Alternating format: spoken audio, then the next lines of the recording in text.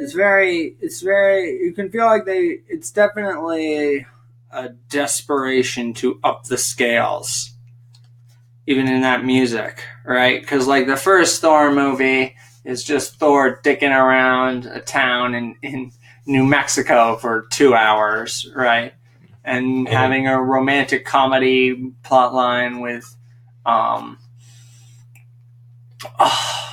Jane Foster? No, I was trying to remember the name of the actor because that would have been more insulting, but I can't now. It's always more Queen Amidala,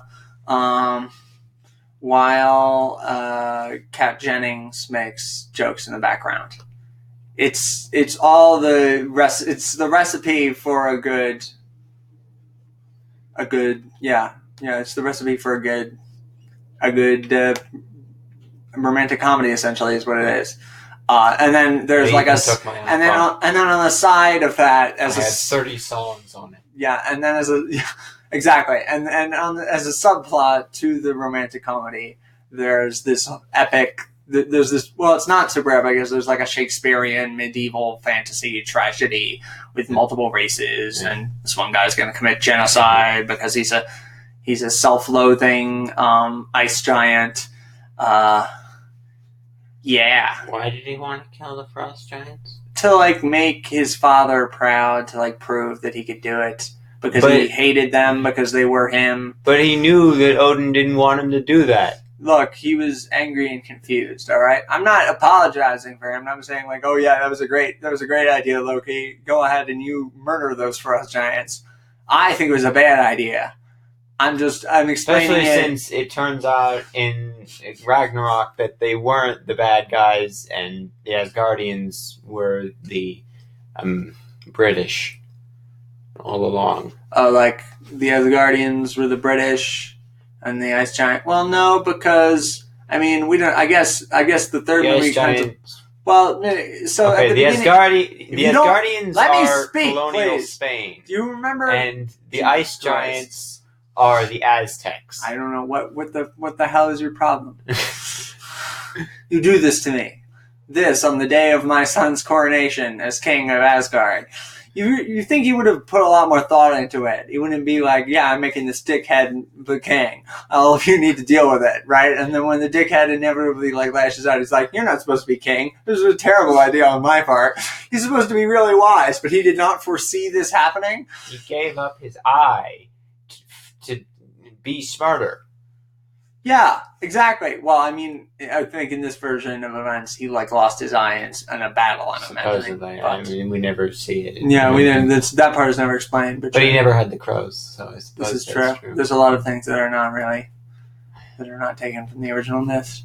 No, but in the original Thor, like it's not like the British, because in the original Thor, right? Unless he is lying, in the original Thor, they show the frost giants using the Bifrost, the space stone, to jump through dimensions. No, the Bifrost isn't the space stone. Wait, they use the space stone for the Bifrost.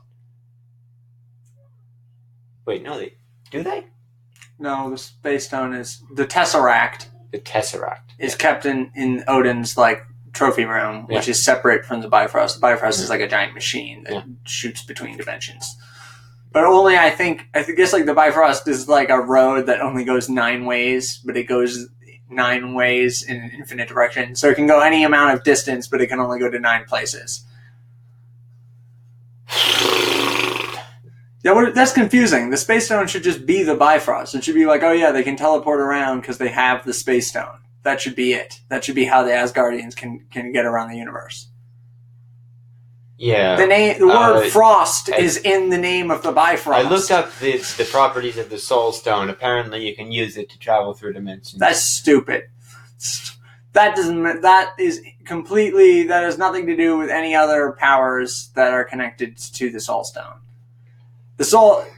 Everything needs to be well defined except for the Reality Stone because it's completely nebulous what that one does. Everything else needs to be well defined. The Time Stone, you can go forward or backward in time. The Space Stone, you can go anywhere. The Power Stone, you can unleash like an unlimited amount of energy. What was the other one? There's another one that let you control gravity or Mind. something. Gravity? I thought one of them let you control gravity. Am I crazy? Yes. Okay, yeah, no, he just like cast meteor swarm at 9th level Yeah, with the using power stone. using the space stone. The power stone. He used the power stone to blow up the moon. He used the space stone to make it closer, like teleport the rocks, so it would fall faster. Yeah. Yeah. Okay. Cool.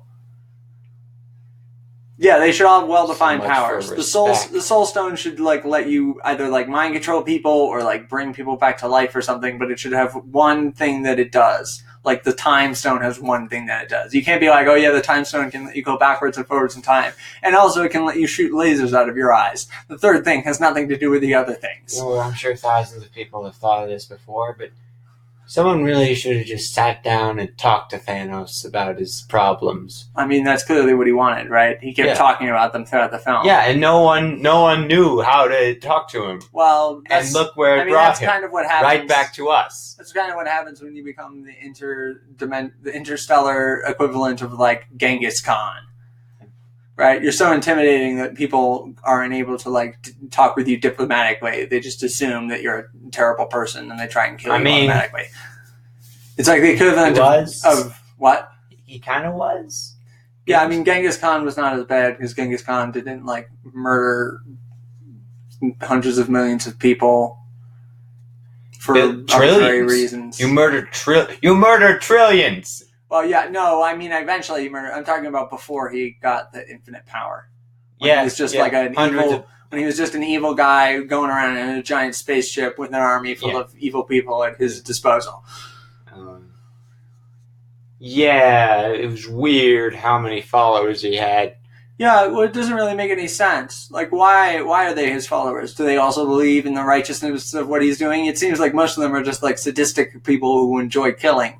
If that's so, why does he have a bunch of like weird demon creatures? I know this has nothing to do with Thor: The Dark World, but why does he have a bunch of weird demon creatures that have like 4 arms and look like Carnage? That doesn't make any sense either. Why? Why does he have those? Did he build them? He's a scientist, so it seems like he built some of the stuff that he has. You know what? Are they clones? The scientist thing, that should have been spotlighted more. He looked more, from the perspective of the audience, he looked like a general or something, not, an analyst. Well, of course he looked like a general. He dressed like a general. He sits on a throne. If he is a general, what is he a general of? The Ravager army. The Ravagers are the guys who Peter is with. They like scavenge stuff, right? No, the Ravagers are. I'm talking the Marauders or whatever. No, what are they called? Do you know what they're called? No, okay. I don't think they have a name that's ever said out loud. Yeah, well, they didn't have a name in the movie. I don't think they were given a name by someone. Anyway, Thor: The Dark World. It really doesn't make any sense, is all I'm saying. No, because, again, so it was not like the British, because the Frost Giants, like, invaded Earth. Right? Did they? And yes, they did. They show it at the beginning of the first Thor movie. Odin is explaining it in his lore dump. He's like, or the Frost did Giants, he lie? The Frost Giants used as he did about everything else. It's possible that he did lie.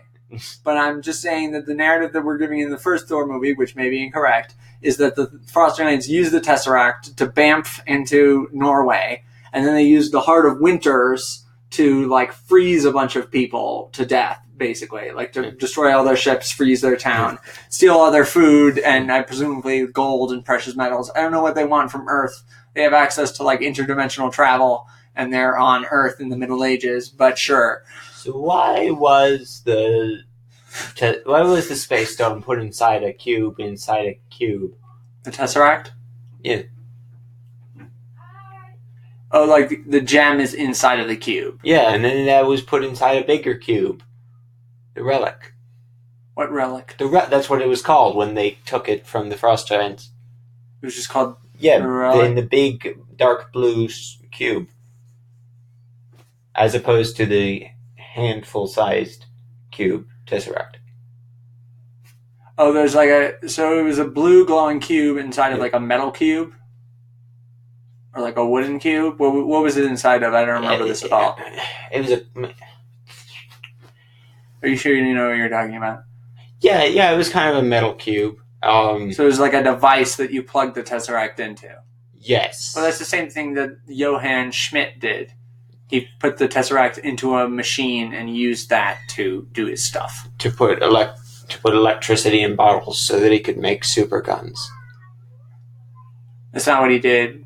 But are you using one of the metaphors that he used in the film? Is that what you're doing? You're spoofing. At one point in the film, does he say, "We have lightning in a bottle"? No. Or something to the equivalent of that? That's what they looked like. That is not a very good They film. They had boxes full of blue energy. They have like the space stone. Why are they going around with... We're questioning everything in this video. So that they can take over the world. No, stop. You have the space stone. Why is it that he's getting like lasers and stuff? It should be that he can use it to like teleport around the world. Like that should be the danger that they pose, is that they're able to jump between places easily. Yeah, but okay, weapons are an image. I don't know what that means. They're a symbol of their power. When you have a no, they're really not. cool They're just weapon, weapons.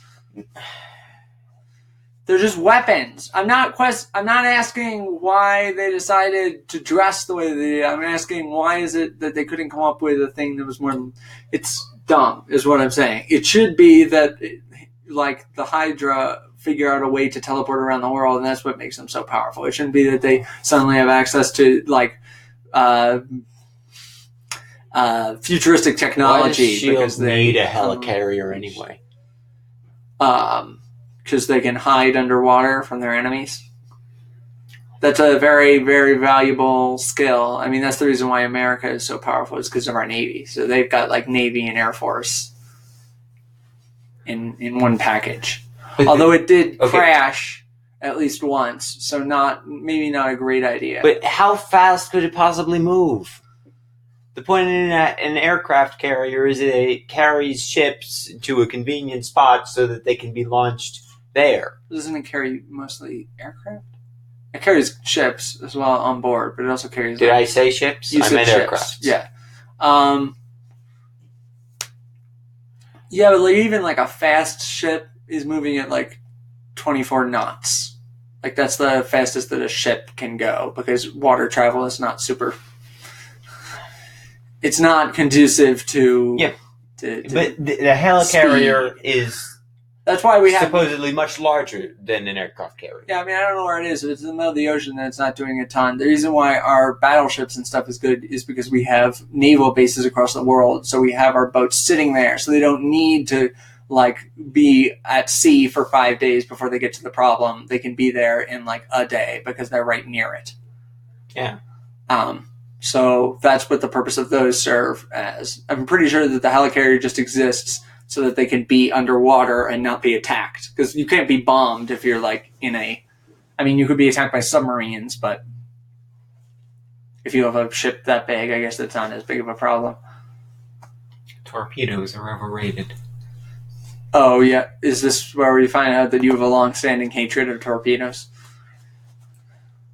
Look, I actually named my first anti-hero after a torpedo. His name was Black Torpedo. That's a terrible... It's a terrible... Did he have a mustache? No, he was a kid. Oh, okay. He was a kid anti-hero? Yes. He was a child anti-hero. Yeah, he was named Black Torpedo. He was a clone of a previous hero. That's Jesus. Was his middle name Shadow? Did he reluctantly help the good guys, but then like walk off at the end with like a next time I see you, I'm gonna kill you? No, he was redeemed by words. Oh, okay. That's cool. Yeah. No, I mean, that's not real. Sure. Yeah. Okay. Did he go, bub? And then claws would pop out of his knuckles. It's so stupid to me that the Marvel Universe has been split up between multiple studios. It should really just be everyone is able to make whatever movies they like about whatever superheroes. You're saying abolish copyright laws? Abolish copyright laws for things that are as old as that. Like the Marvel comics, most of them have been around since like the 60s. 40s. Really? Oh, well, yeah, they had Captain America, didn't they? Yeah. During the actual war. So, yeah, since the 1940s. So, yeah, they should all be copyright free at this point. But Thor the Dark World, going back to Thor the Dark World. Should make a law but the point against law changing. I guess if they didn't have the Bifrost, if they didn't have the Space Stone, they wouldn't have been able to show up on Earth and, like, murder those frost giants and steal the Space Stone from them. So it's kind of an important plot point. But the thing I was trying to say at the beginning of this very long intro was that the second movie is determined to be like a big fantasy sci-fi movie. Because the first movie is like this, it's got this Shakespearean plot where there's, plot twists that are revealed and characters are like tortured and stuff. And they have like these deep motivations. And the second movie has none of that. The second movie is not... there's like emotions, there's like character growth, like the way that Thor and Loki sort of talk to each other after losing their mom, I think is done pretty well. But for the most part, it's just like a romp where people are making jokes and having bravado as they're fighting bad guys, and there's not really a ton of like seriousness to it. And which I guess means like, I mean, because it's so weird because all three movies have completely different tones, but it feels like the third movie is like the second movie ratcheted up to 11. So like the second movie is trying to be like big and epic. It has like these worlds are going over one another, and there's this like this struggle that is across the entire universe basically, right? Yeah. But like really it just comes down to a couple of guys like duking it out in a square in London. Yeah. But it's not super complex, I guess is what I'm saying. It has like Lord of the Rings-esque moments where they're fighting bad guys. Yeah. Or like the moment when he walks up to the rock troll and smashes it into pieces, right? That's like a Lord of the Rings gag. Actually had an emotional ending. Well, that's true. Well, that's because the Lord of the Rings is committing to this like vast world of like untapped lore. Thor the Dark World can't really do that. I mean, I guess it could. It could try.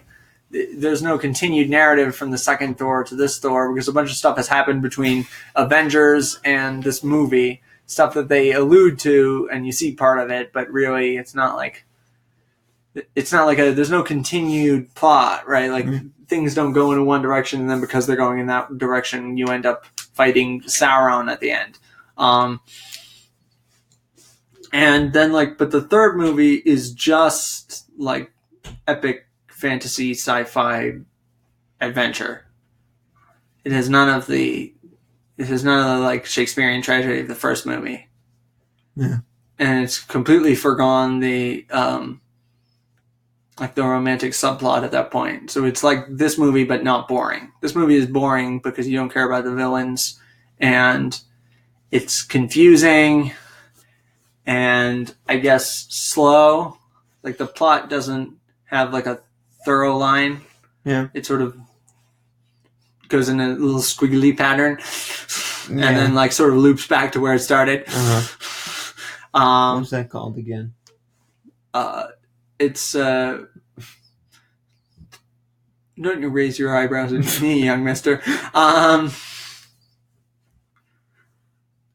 It's not a great film, but do you think there should be... So the first movie had an opening with the frost giants and everything, explaining who the Asgardians were, what their whole deal was with Odin, right? Yeah. Should the second movie have the opening where they're talking about, oh yes, these are the Dark Elves, and this is how we defeated them, and this is how we got the Aether, and we sealed it deep underground? Or should we completely forgo that, the Lord of the Rings style entrance, and just cut to the action? Yes. Because we're not going to... So yes, the answer is yes. I would have said yes. Okay. Just going to... All right, go ahead. Because we're not going to achieve the feel of the Lord of the Rings. Right. Yeah, okay, so fixes...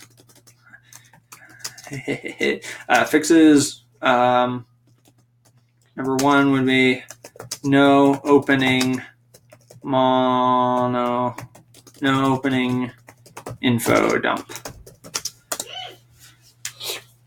Okay. Cool. So what I'm imagining is that then instead of that, our film opens up with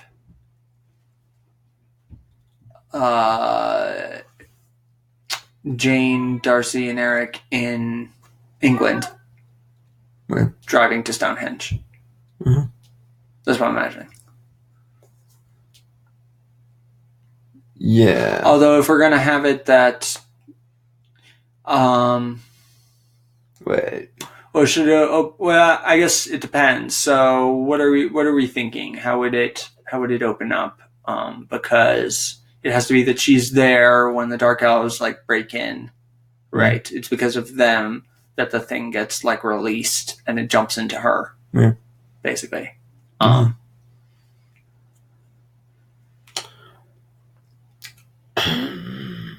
Well, it gets. That's what I was imagining. It could be the same thing as the original film, where she just gets teleported in By coincidence. By coincidence, and the ether is like, yeah, I'll jump into that body. No, okay. Stonehenge is that's where he goes because that's where. It's like the magnetic. It's where the magnetic. Where the portals will happen. Yes, but the Stonehenge exists because of like ley lines, right? It's the invisible magnetic lines that crisscross the earth. That's where Stonehenge is like the crisscrossing of ley lines. Yeah. So, but because this in this world explanation, the magnetic harmonic convergence. There's the. I'm sure they call it something in the. I just look up we just keep calling it the harmonic convergence, which. So how exactly? I've forgotten at this point what the harmonic convergence was in the Legend of Korra. I don't even. Harmonic convergence was when Korra turned into a giant. Removed the poles from each other so that the spirits could go outside and go outside to the human world, and there would be coexistence with them. It's just called the convergence in this film. That's why we got confused. That's why we started calling it that. Is because it was just called the convergence. Yeah. Well, should we give it a different name? No, I mean, I guess we could. No, but what should this movie start with? Should it start with the Dark Elves waking up deep in space, or deep in their pocket dimension? Because their readings are found that they can get out. Yes. What's the guy? Malith. I think it may be Malik. I think it's Malik. The Marauders. The Marauders. I first the Tesseract.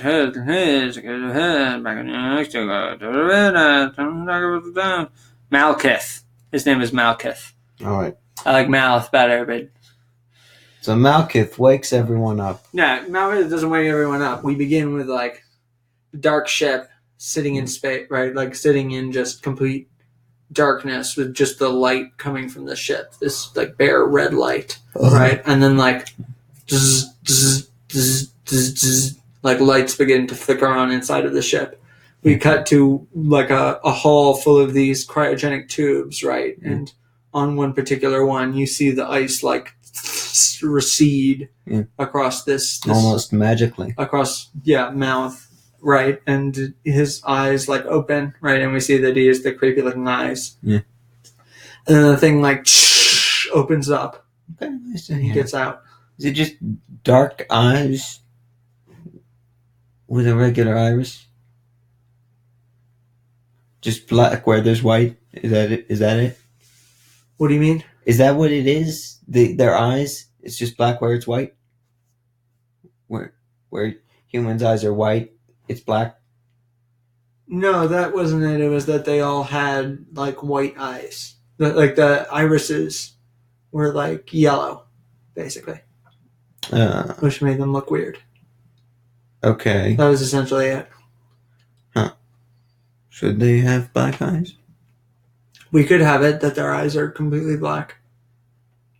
I was thinking they would have something in the middle to determine where they're looking. I mean, I feel like if we want to make them creepy and otherworldly, I think just having like sheer black eyes would be good enough. So they're going to look like elves, right? Yeah, they're gonna have like pointy ears and be like super thin and sallow looking. All right. Yeah, I think black eyes would work. So they're black eyes, and they're getting up.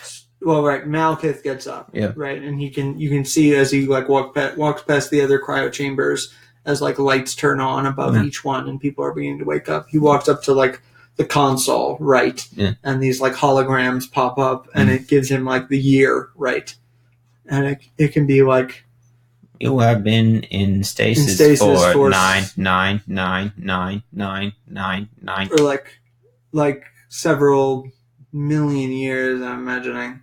I don't know how long I guess I don't know how long the Asgardians live, because I don't think they ever talk about it. They live and die just like humans, give or take 5,000 years. Oh, okay.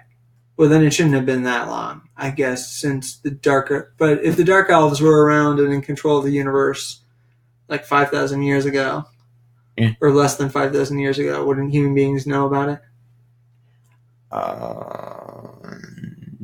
I guess they could have not been in that part of the universe. So this didn't happen in Odin's day. This happened in time. It happened before him. I thought it happened in Odin's day in our version. In the movie, it happened during Odin's father's reign. Yeah. But in our version, Odin was around. He was responsible. Should they just be immortal? Because this is the movie where it's mentioned that they're mortal. Is it mentioned? Yeah. That's when Loki meets Odin, and they're like, "Yeah, we're not gods. We are mortal." And Loki's like, "Yeah, well, we live a whole lot longer than humans. 5,000 years." Yeah. That's what he says. Right. We're not having that scene in this version. Okay. Events, but so they are immortal. We could just make it that they live much longer. We could also have it, I guess, that the Dark Elves were not in control of the part of the universe where the Earth was when the Asgardians defeated them. Okay. What do you like better? I think they should be immortal. The Asgardians? Yeah, because that's how it is in the comics. Okay, well the thing is then, are the Dark Elves immortal, and if so, why do they have to put themselves in cryostasis? The Dark Elves are not immortal. Okay, so the Asgardians are more physically advanced than the Dark Elves. Alright, so opening scene has Malekith wake up from cryostasis.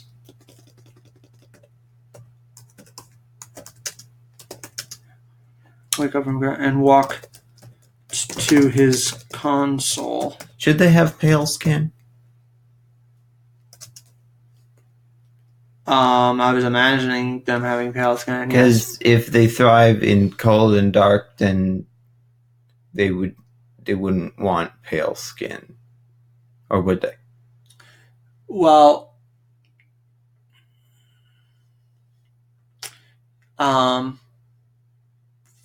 if they had low levels of melanin, that would be an indication of why they're like averse to sunlight, because they can't intake even like basic radiation into their bodies, or it'll kill them. Yeah, and then it's easier for them to see each other with just a little light. They can see in the dark. Oh, okay. Then never mind. Yeah, that one thing's fine. I I mean, also in the movie, they don't all they're not all of the same race. They're not? No, because Malekith is like, he's like white and he has blonde hair, but Yeah. then like his right hand man is African, Yeah. which Well, is similar to how the Asgardians are. he took They don't all look alike. He took the thing. But if we're making the dark So- elves look more alien, Yeah. then they don't have to look in a way that is recognizable at all. They can just be really like thin, pale, big black eyes, and like weird facial structure, kind of. Mm-hmm. Maybe they have like little like bumps on their heads and Should sharp they teeth be or something. twice the height of an Asgardian? Well, no, because the frost giants are bigger. I was imagining the dark elves being like smaller than the Asgardians. Oh, okay. Because they fight like assassins, like rogues. They, okay. They like teleport around and stab people. Yeah, that's right. So they're like shorter than So Asgardians typically are. So that's the scene. That's scene 1. Yeah. Then Scene 2 is with Jane. well, it could be that. It could also be Thor is like fighting. It could be that we cut to Thor fighting the Marauders in Vanaheim. Run. Yeah. Those are the guys with like the rusty armor that they defeat. Yeah. Okay. Maybe next time we should start with the big ones. Yeah, exactly. That. But like, probably we have that happen, and then maybe, maybe there's like, so there's a scene with Thor and his buddies fighting the Marauders. I realized in the first movie they like did stuff for the sake of Thor. They wanted to go get him to help him or something. Yeah. That very quickly goes away No, throughout the franchise. They do that in the second film too. Yeah. They like hold back the Asgardians while he escapes with Loki and Jane. Yeah. And in the third movie, they just get killed. They do? I mean, admittedly, it doesn't seem like they went and helped him on his quest to look for Infinity Stones after Ultron, but I don't think he ever asked them to do that. I guess they like stayed at Asgard. When did they get killed? In the third movie, Hela shows up and she goes shunk, shunk, shunk. Huh. She kills 2 of them just like instantly, and then the guy with the mace she murders in the fight scene where she's killing all of the Asgardian soldiers.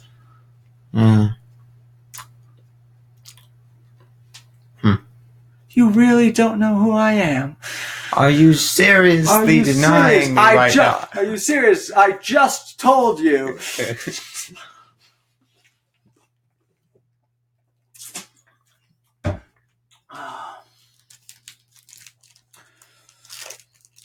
So a scene with Thor and his buddies fighting the Marauders, and I'm imagining maybe Thor has some like, he's a little more distant from everybody than he used to be because he's angry about them locking up. He's angry about what Loki did and that they had to lock him up, and he misses Jane, so he kind of like walks off, stares at the moon, and then Sif comes over and talks to him. Yeah. And then the Dark Elves come. Well, we could also have it that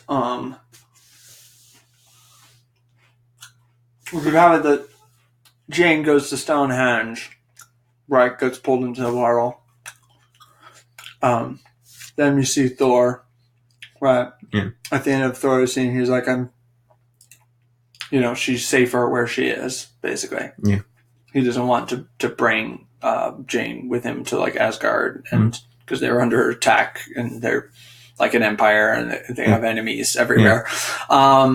as indicated by the fact that there are like fire demons that want to kill them, and the frost giants really don't like them very much, and these marauder guys are like waiting for them to let go of their territory to invade.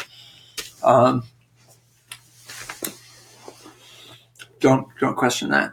So it could be that like he's like, but I'm sure she's in a better place where she is, and then you cut to her like in a pool of like black goo, like crawling up out of it and being like freaked out by everything she sees. How did it get to this again? I was saying we go Dark Elves, then Jane goes to Stone Henge, then scene with Thor in Vanaheim, then back to Jane in Nilfheim, which is where the prison will be. Teleport to Niflheim by the portal. Yes, she gets sent to Nilfheim. Nilfheim or Niflheim? Niflheim. Okay. I think it's Nilfheim. Niflheim is one of the realms. I'm not sure about Nilfheim. Well, how would you know anyway? Nifl. Oh, well, it's spelled I guess it's spelled Niflheim, but I was thinking just Niflheim. You're right, it's Niflheim. So she gets sent to Niflheim. So we have a scene where there's like a van traveling down a country road in England, right? Well, first of all, Malekith sees the date and says that the world has forgotten about it. It says that the realms have forgotten about them. Yeah. Let us make them remember.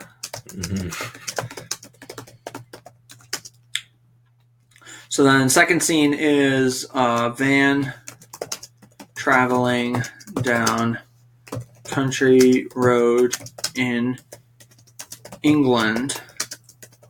The van parks and Jane Foster gets out. Darcy helps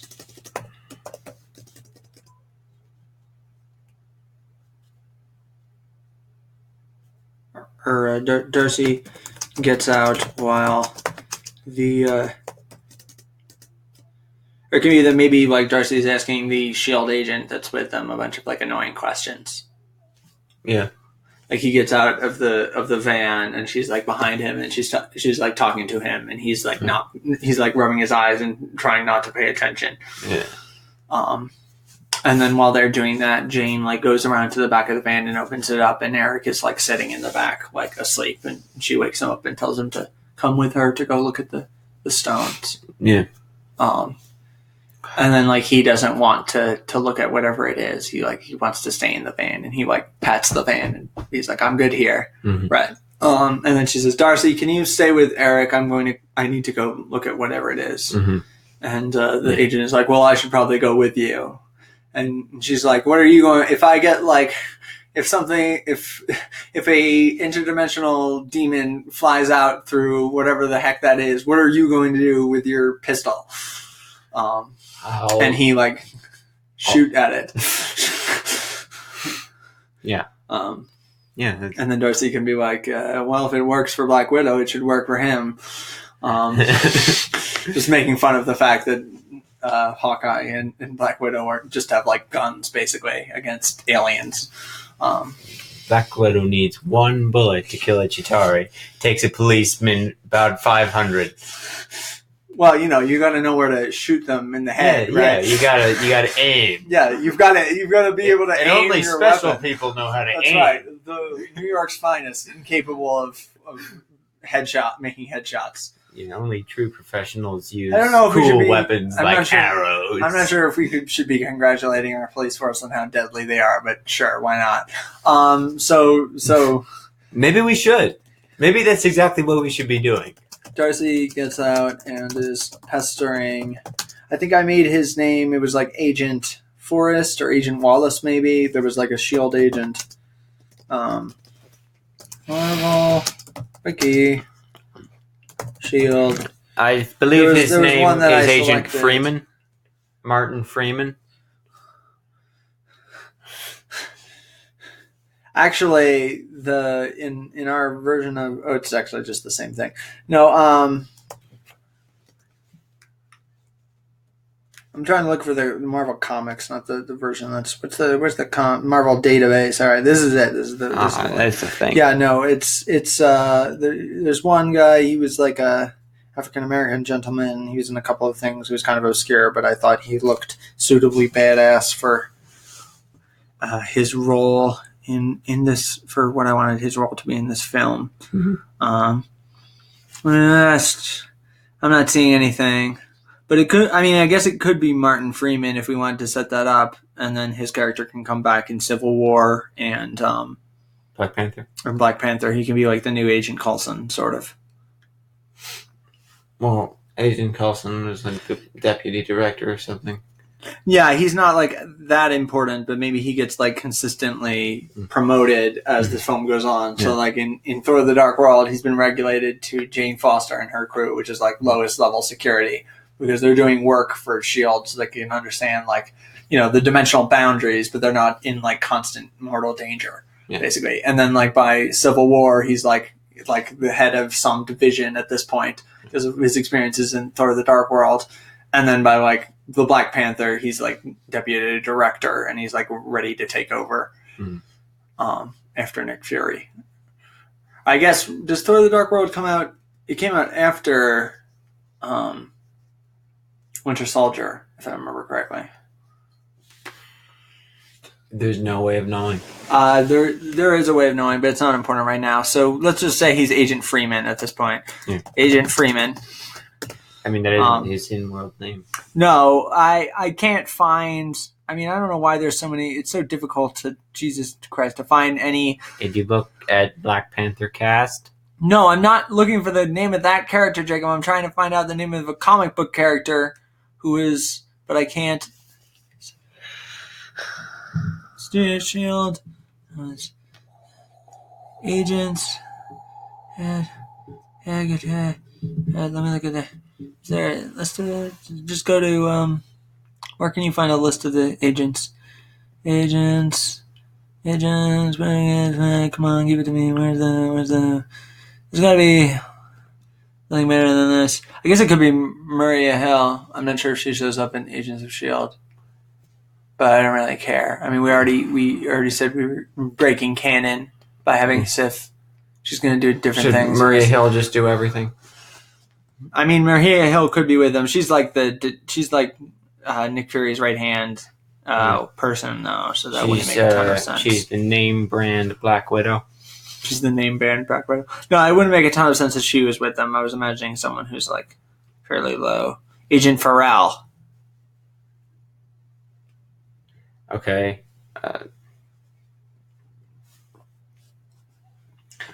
We just need a name. But, see, I wrote it down, but those notes have been destroyed by this point, so,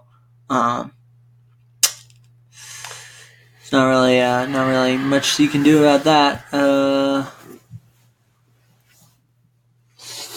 So Agent Stone Henge. So Agent Freeman. Well, look, this is I won't have any sass out of you. All right, trying to find the thing that I found before, I can't. So for the moment, it's going to be Agent Freeman. All right, this is what we're going to call him. Is he going to be played by Martin Freeman? Is that going to be Martin Freeman's introduction into the Marvel Universe? That's what I assumed we were talking about. The character that Martin Freeman plays. No, because Martin Freeman plays like the FBI director or like an agent of the CIA. He's like he's not part of S.H.I.E.L.D. He's just like part of the CIA. Well, then never mind. Universe. Not Martin Freeman. No, but Martin Freeman should be part of S.H.I.E.L.D. is what I'm thinking. Why Martin Freeman? It makes sense. He has a British accent. It makes sense for him to show up in this film where they're going to be in Britain for at least part of it. But S.H.I.E.L.D. is an American organization. Yeah, but they have agents who are like from other countries, who they've recruited from other countries, and would therefore they'd send those agents when they're in that country. All right. What does S.H.I.E.L.D. stand for? It's Strategic Homeland Defense something. Strategic Homeland Intervention Enforcement and Logistics Division. Darcy gets out and is pestering Agent Freeman, who looks tired. Jane tries to get Eric to come with her, but he's super out of it.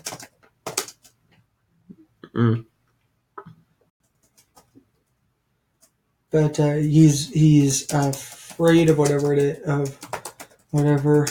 is they are investigating.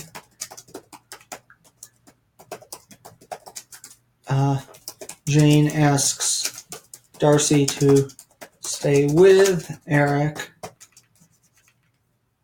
while she checks it out.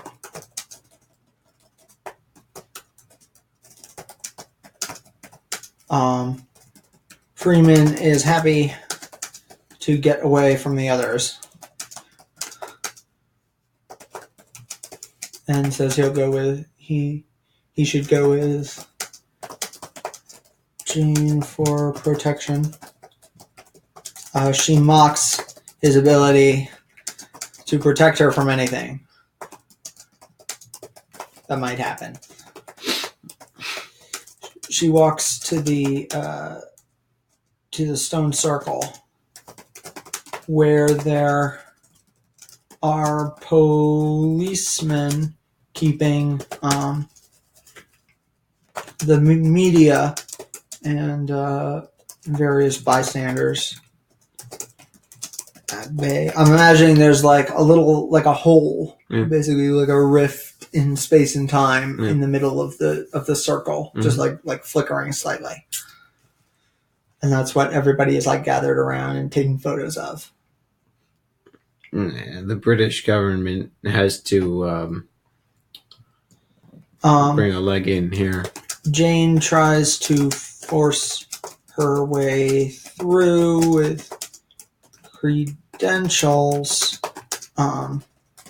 Freeman provides a badge, and one of the policemen let them through. Officers let them through. Hail Shield. It's Hail Hydra. I was parodying it. It doesn't make any sense. They walk into the circle. Jane pulls out her, like, the equivalent of a Richter scale. Richter scale. A magic detector is what you're talking about. It's not magic trick, but it's a sufficiently powerful It's science technology. we don't understand yet. Yeah. Jane pulls out the equivalent of a Richter scale and starts measuring the disruption, which is manifesting as a tiny rift in reality. Freeman asks if it is safe to stand this close to it.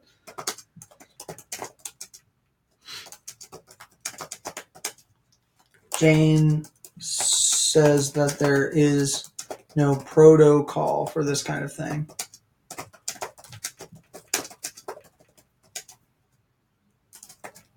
She gets a little closer. The rift flares open, and she is sucked inside. Schloop. Yep.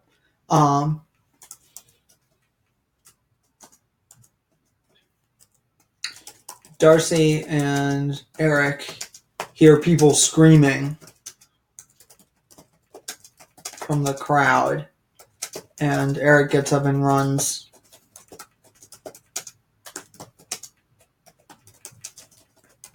Gets up and runs over to see what happened, and gets pushed down by a police officer as people are like freaking out. Yeah. Cut to probably cut to Vanaheim being like people in Vanaheim. That's like the vaguely steampunk world, yeah. Vaguely like steampunk world? I villagers. don't recall them doing anything steampunk. They had like big metal towers in the distance. Well, it doesn't make it steampunk. They were like steampunk looking metal towers. They were not like silver. They were like you know what I mean. Sure, I know what you They mean. looked cobbled together. Villagers in Vanaheim being pushed around by the Marauders, because that's apparently what they're called. Thor and his allies bifrost into the village. Thor tells the Marauders to get back in their ships and leave.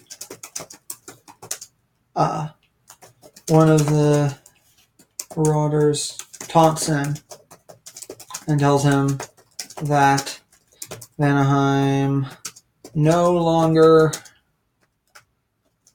belongs to Asgard.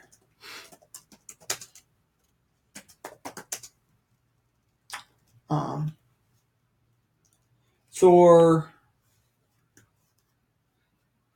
vaporizes him. Wait, really? Yeah, I was imagining he just like pulls out his hammer and like shoots a lightning bolt that incinerates him. That's kind of evil.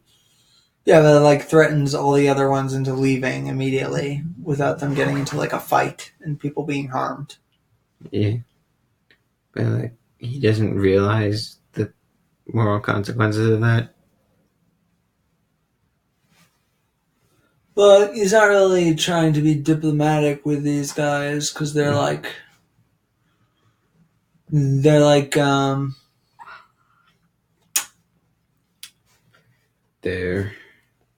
evil. They're like they came in here to like enslave the people who live there, and like They're steal the all Mongols. hoard the resources. the The Mongols. Mongols were not evil, Jacob. All right. Yeah, but They just colonials thought they the were Mongols evil. just wanted to live in their desert and to hunt wolves using eagles and to occasionally break into China and steal a bunch of their food. But that's because they were hoarding a bunch of it because they didn't need it.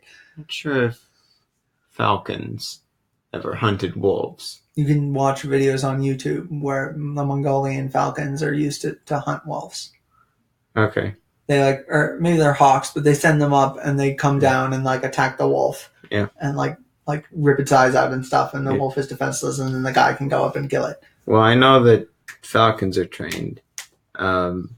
It's really awesome. You should watch a video about Yeah. Mongolian wolf hunting. Do you suggest one? I mean Mongolian wolf hunting Hawks Are Awesome compilation 2005. That one's pretty good. Number sign. Yeah, that was number sign exclamation point.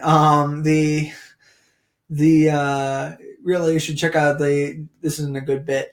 No, I'm imagining Thor incinerates this guy. Well, what the alternative is, like, he walks up to the biggest guy and kills him by smacking him with a hammer. Okay. Either He way- gets evaporated. Yeah, either way, he's killing a guy to But threaten, this is intimidate going everyone to else and to stop him. come back, right? Like, as his story arc? Oh, you mean the fact that he's changed? Yeah. Yes. Okay. I mean, that's what I was imagining with it having to do with him being, super angry that Loki has been thrown in prison. Yeah. And that he's spending all this time away from Earth and he doesn't really want to be here. Yeah. Yeah. I mean, it could be that he just like summons a storm cloud and he's like, get out. And then like cut to all the Marauder ships like flying off into the distance as like people are celebrating and stuff. It could be that he intimidates them without killing anybody. Man, the Asgardians really are terrible. Yeah, I mean, the thing about Vanheim is that the movie has it that it's under the protection of Asgard. Yeah. And that if the Asgardians are unable to get to there because their Bifrost got destroyed, then essentially it'll be attacked by other powers. Which is not like unreasonable. But it's kind of a tacit endorsement of the sort of imperialism that the third movie implies they're perpetuating. Okay. Do you understand what I'm saying? Could you say it again? So the second movie implies that what it's saying is that without Asgard to protect places like Vanheim, they will be raided and pillaged by amoral scumbags, essentially. Yeah. The third movie sort of implies that the Asgardians took over a bunch of other places, took all their gold so that they could make their statues and their paintings and their, and their gardens made of crystals and their giant gold throne rooms. You get what I'm saying, right? Yeah. Like they were once America and now they're conquistadors. It's like the opposite of that. What are you saying? What do you mean? Conquistadors, they took the gold. They wanted all the gold. Yeah, that's like every imperialist power, though. Yeah, you go into a place and they take all the valuable resources. Yeah, but conquistadors is just a famous example. Yeah. Well, what do you? Okay. Yeah. So what so should this be part of the film? So if this film is the beginning of what we're planning, is that in this film, they go the idea like, yeah, the Asgardians, they defeated the Dark Elves, right? And the Dark Elves were pretty shitty. Yeah. But the Asgardians aren't that much better because they've the way that they defeated them kind of killed all of them in a horrible way, or killed most of them in a horrible way. Yeah. And then they are like I'm imagining, right, that's the whole arc, is that in the first film, Thor is turning into what Odin used to be. In the second film, in our version at least, you come to understand sort of the other powers. Like the Dark Elves, you understand them, you understand the fear of the Asgardians, essentially, and their power and stuff. And then in the third film, like, Hela shows up and she's like, yeah, I want to, like, reinstate the glory of our empire, essentially. Like, she wants to go, like, take over all the places everywhere. She wants to take over Jotunheim. She wants to, she's owning it. Yeah, she's like Thor if he never had any character development. Girl boss. Yeah. She wants to become queen and then like reinstate the Asgardian power by going into these places and like beating everyone into the ground until they an have even bigger helmet. Yeah, she wants to take over like Jotunheim and probably Earth at all the places that they have access to. Yeah. If that's our arc, then should we have it that Thor even goes to Vanheim in this movie, or are we going to depict it that it's like more like complex? How are we going to do that? What's the plan? I didn't think about this part when we were discussing it earlier. We'll bring it up in the third movie. Well, it's a lot of. I'm just saying, like, if we're going to have it that Thor has this excuse that the reason why he didn't go back to Earth is because he has to put out all these fires because the Bifrost was destroyed and these places got thrown into chaos, and also Loki's... Was the Bifrost destroyed? Yeah, it was destroyed at the end of the Thor film because he at the first Thor film, he smashed the Rainbow Bridge with his hammer, and Okay, it then fell what was into Heimdall doing and this it whole fell into the infinite abyss beyond the edge of their world, Yeah. essentially. time? Floating island. And then Loki fell after it, which he survived, so he's a wily motherfucker. What's the plan? What are we gonna do? Well, the what's the question again?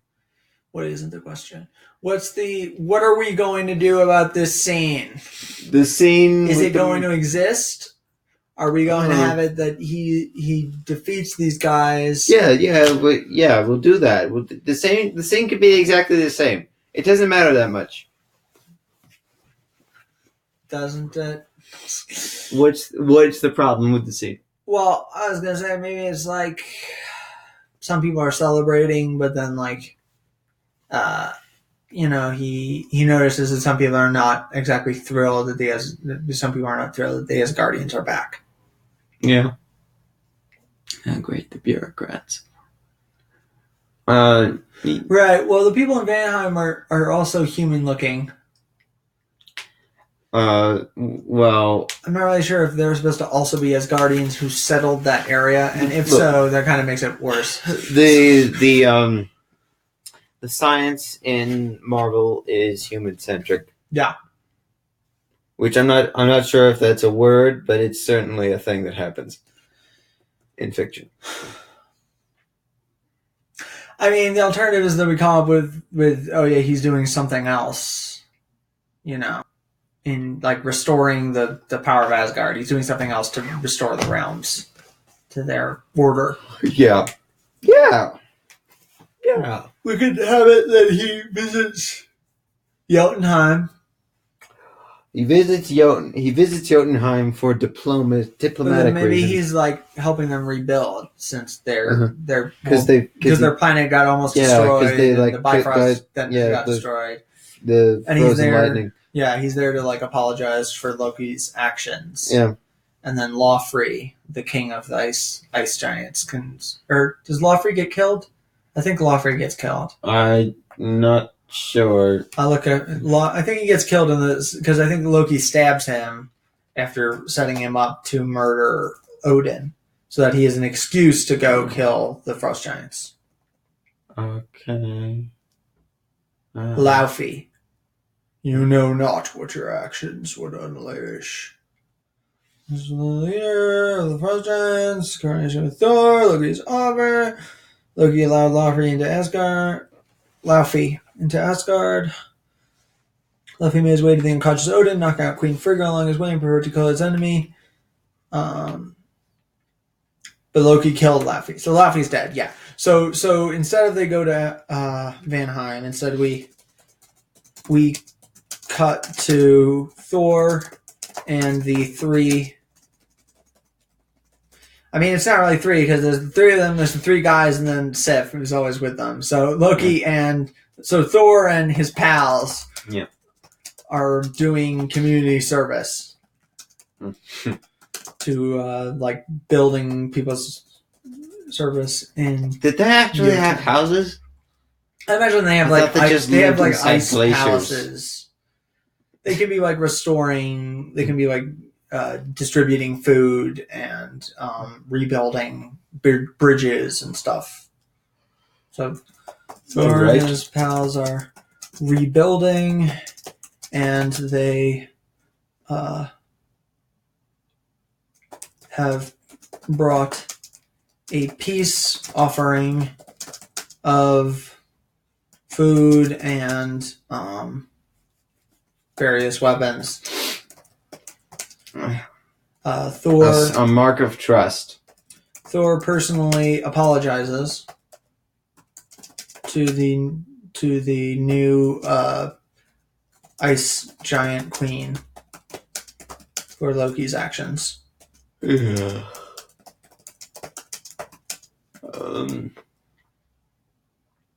And she tells him that And she tells them that it has only reminded them how much power the Asgardians have over them.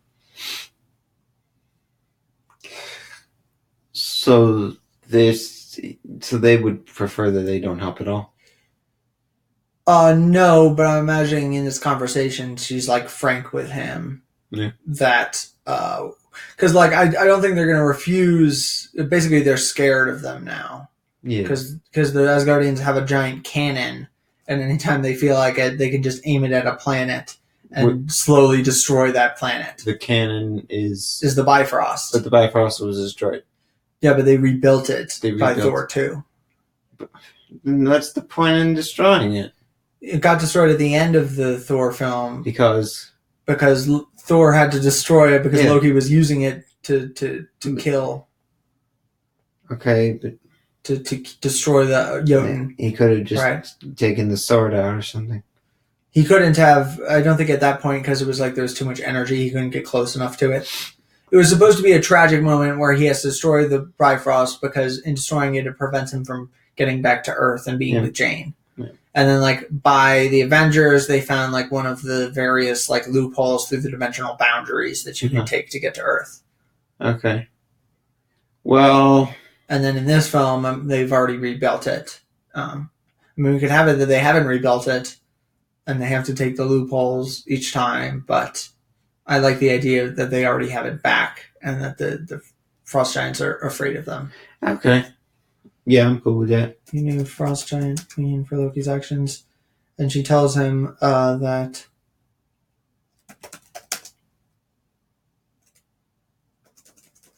it was only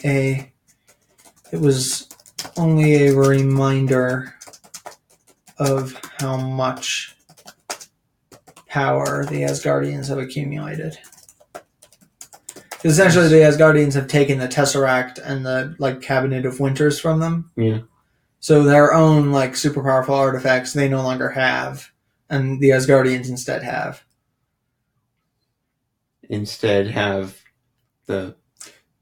It's like if you had a cannon, and then somebody took that cannon from you. Yeah. You lose power, and they gain it. That's why capitalists don't like raising taxes for the rich. But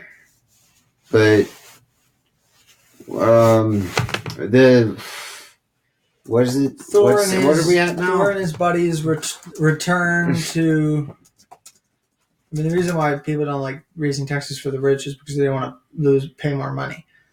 I mean, if the Revolutionary War will teach us anything, it's that people are willing to die rather than pay more taxes. So the point is that they Thor feel and like his buddies return to Asgard. They're losing what they earned. Like they deserve to be this rich. I mean, that's everybody, isn't it? Yeah. But nobody wants to lose things. Yeah, but it's just rich people are given more attention. Well, it's just they have more things is the thing. Yeah. Thor and his buddies return to Asgard. There is a celebration. A young, blonde-haired female wants to dance with Thor. Wait, did they do that? Hangs back. Did Vikings just dance? I imagine they dance. There's music and revelry in the depictions of Asgard. But did they dance together, like in a well, then ball? Maybe they don't dance like this. Like they don't do the waltz, but they still dance. They have like, sort of like a river dance kind of thing going on, like a swing your arm around, that kind of thing, like a collective circle dance. By the time this Celtic, movie was made, they'll have figured it out. Excuse me, it was not my intention. What? Well, I did spend a lot of time trying to find the name of that one agent, so I'll try and speed things up a little bit. All right. I don't think you're helping matters very much with All right. this. I'm derailing us at I'm sorry. every I'm sorry. possible. You're like, oh, is that something that they do? You can't just accept what I've written down. You have to question it. The next He scene. hangs back and broods over his wine. He has a meaningful discussion with the young blonde female. with Sif about how thankful he will be when the chaos caused by the destruction of the Bifrost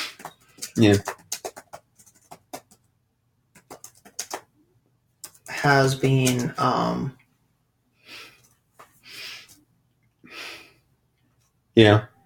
destroyed. Has been destroyed. When order has been when the realms have been returned to order. Yeah, and then the Sif and they have like a vaguely romantic tension, I'm imagining, but she sort of like walks off. And it's amplified 10 times by the third movie. They have, no, we get a slow build, right? So introduce it in this film, right? Sif tells him that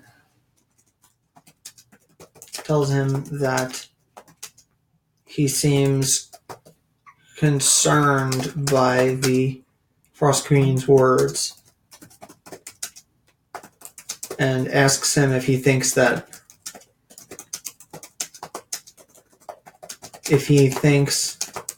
Loki proved they have too much power. Mm-hmm.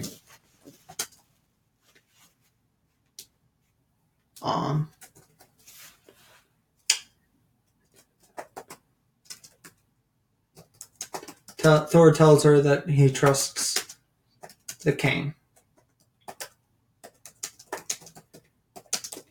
And she tells him he's a lot less of a jerk than he used to be. I swear I've changed. I swear. He used to be, and asks what happened on Earth.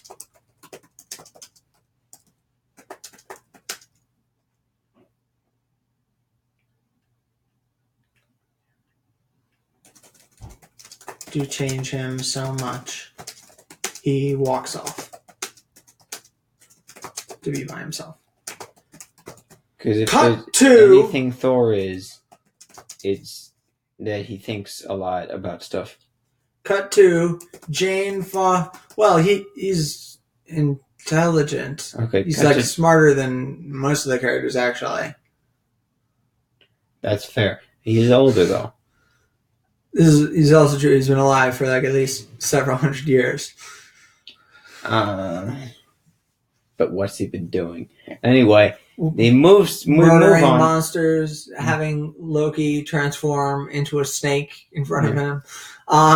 Cut to Jane Foster crawling through black slime. Yeah. She finds herself in the interior of a massive vault. Dungeon. Of a massive dungeon that extends thousands of feet above her. Wait, how can she see that? She's underground. She's underground. On like the bottom layer of the dungeon. And I'm imagining it's like a giant pillar. Yeah, and there are lights around it? There's like lights. Yeah. Okay. There's like slight illumination that continues up along the side. Yeah, okay. Thousands of feet above.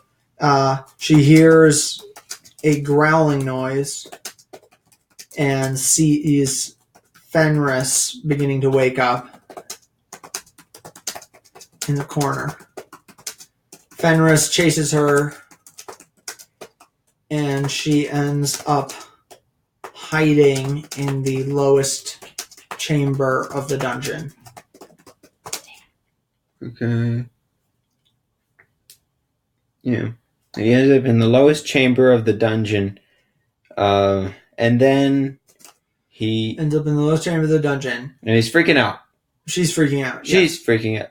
Where's This is Eric? Jane Foster. Where's Eric? Eric and Darcy are back in the real Okay. on Midgard. I thought Eric was No, Jane transported. Foster is the one who got sucked into the. Okay, just Although Jane we could Foster. have it that Eric is the one who ends up getting the thing inside of him. Oh, right. and then Is Agent Freeman the one?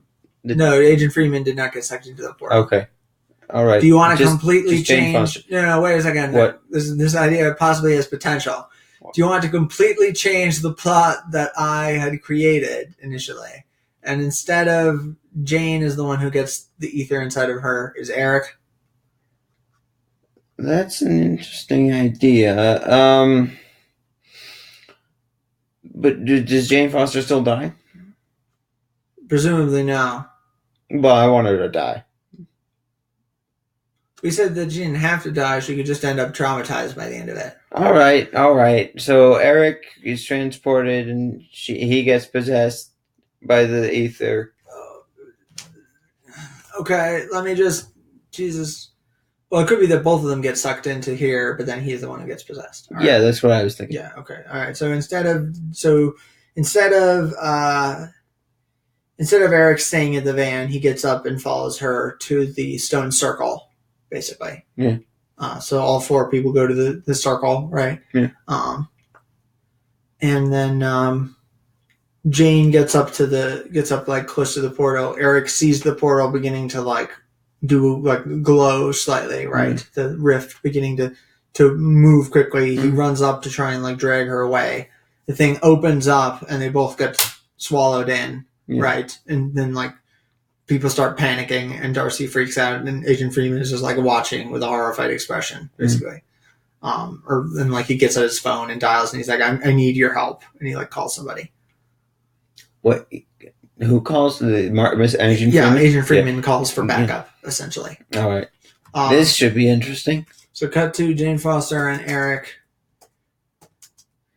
Agent Freeman stares Cut at the to camera Jane and Foster. goes, "This should be interesting." Helping. No, he does not say that. He's helping Eric crawl out of the black slime.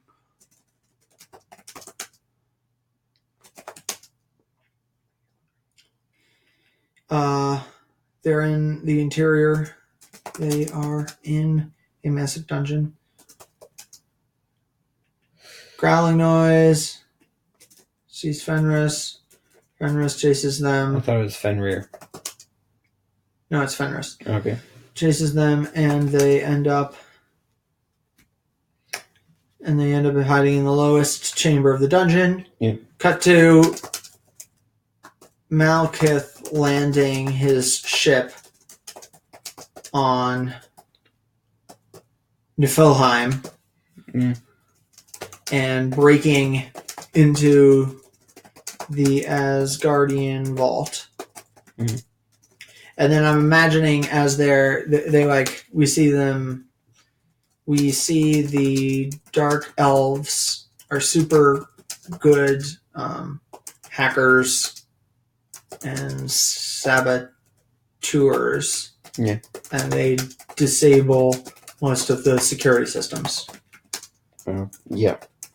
They see... they stop and see Loki in one of the cells. Uh-huh. And he smiles at them. Why? Because this is like the first thing that's happened that's amusing to him. Yeah. Okay. And he smiles at them.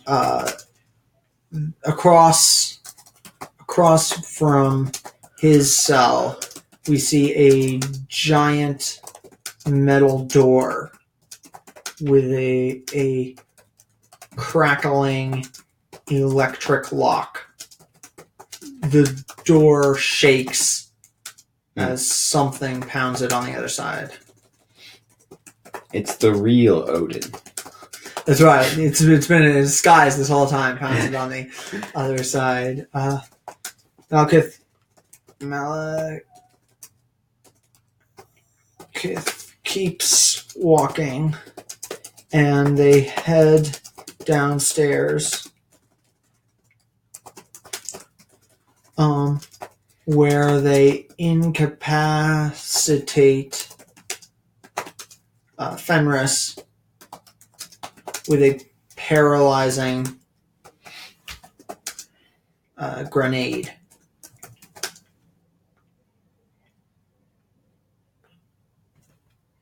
Yeah.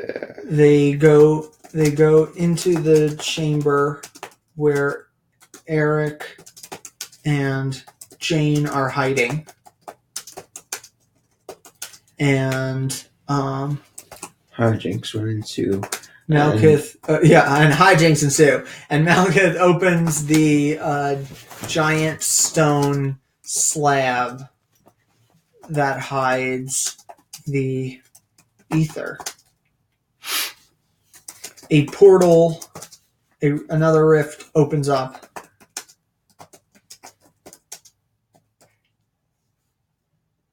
Well, first I'm imagining, or maybe like first a bunch of Asgardians rift or Bifrost into this chamber. Yeah. Asgardians Bifrost into this chamber. A fight ensues. I thought the Bifrost needed like open sky. Because it comes down. Why do you have to ruin everything? A No, bunch of it doesn't need Asgardians run down the stairs. A bunch of Asgardians run down the stairs, and a fight ensues. We get to see how the Dark Elves fight. Okay, now the way I'm imagining them, they look kind of like ants. They're small and spindly, and they wear black armor. They look kind of like ants. The way I'm imagining them. Like they wear insectile armor? Yeah.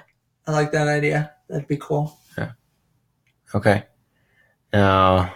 We could also, if we wanted to, the drow in the D&D, they have like dark blue and purple skin. So we could have these guys look kind of like that if we wanted them to look less human. Yeah. Because like the frost giants, they have like red eyes and blue skin. Yeah. So these guys could have like purple, like dark purple skin. Okay. Why? And they could wear like insectile armor, and they have like the straight black eyes, and they're really like spindly. And they're like spindly. They're like thin, but thin and short. Yeah, thin and short. Okay. We see how the Dark Elves fight, which involves teleporting and turning invisible.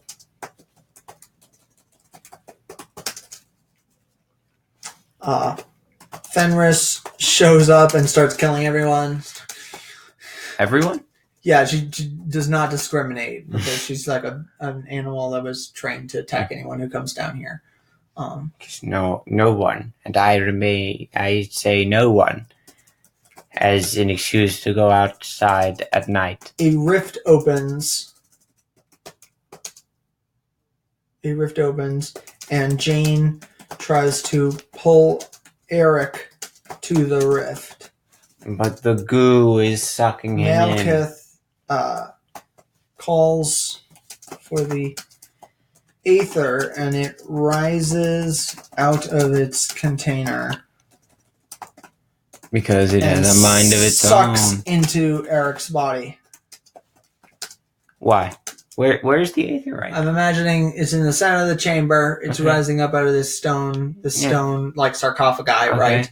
The rift opens up. Yeah.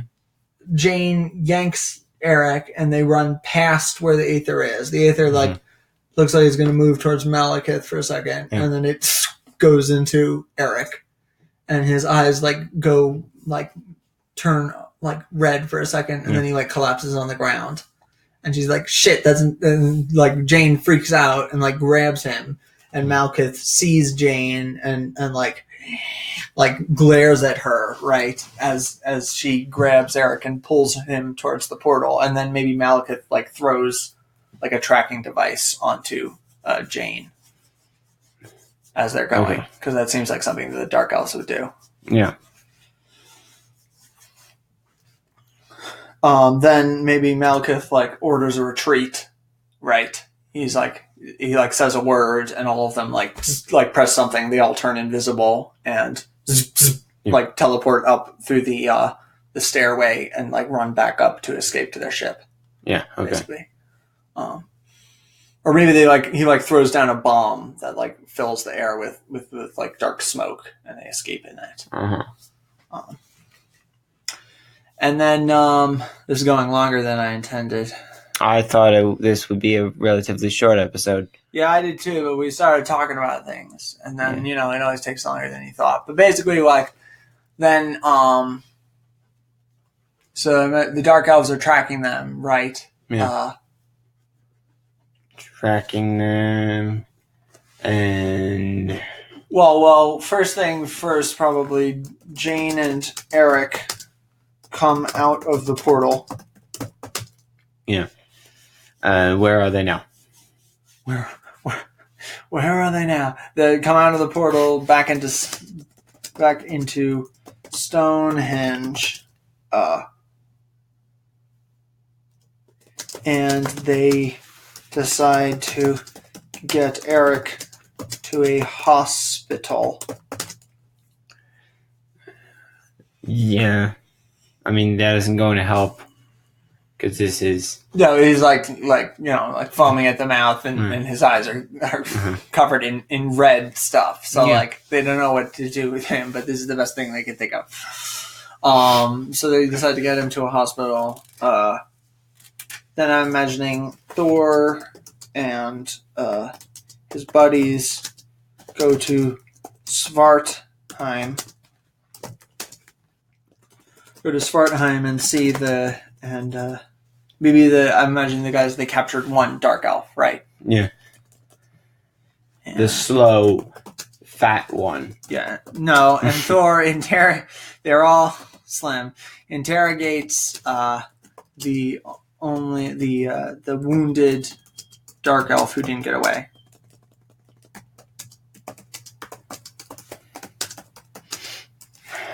He tells Thor that their time has come, and that Malekith will bring onto them the same pain they have caused. And then he slits his throat with his nails. Yeah, and then he kills himself. Yeah. And then he, maybe that can be it. They don't need like knives to like assassinate people. They have like super sharp nails that like solidify together when they tighten up their hands. Yeah, but I was thinking that might be a last resort. So if they always use their nails, then everyone will just get rid of their nails. No? Chop off their hand would be but like I'm imagining that'd make them more. Like the way that the frost giants fight, if I remember, is that they can make things out of ice, so they can make like spears and knives out of ice if they need to. Maybe these guys, their bodies are their weapons, sort of. Yeah. Okay. And he slits his own throat. Eric is in the hospital and is miraculously recovering.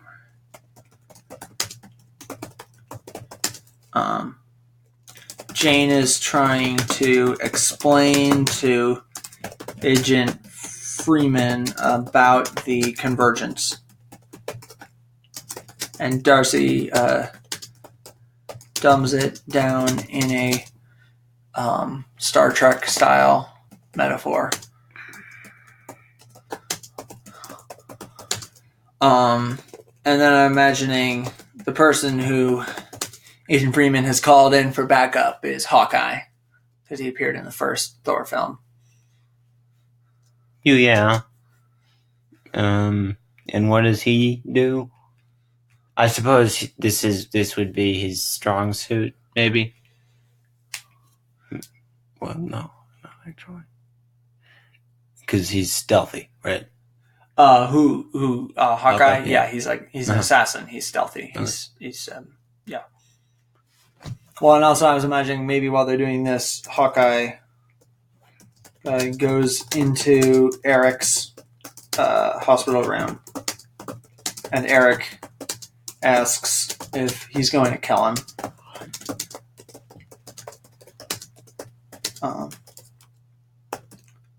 Hawkeye asks him if he thinks that he should, and Eric talks about how many people died in New York. Hawkeye reassures Eric that what happened in New York was not his fault. It was... Well, actually, it was Loki's fault. Yes. Yeah. He says, like, it's not, that sociopath got inside of our heads. That's not our fault. Mm-hmm. You can't, it's like, you can't fight weird space magic. Yeah. And Eric doesn't look as sure about that as Hawkeye does. And then Dark Elves warp into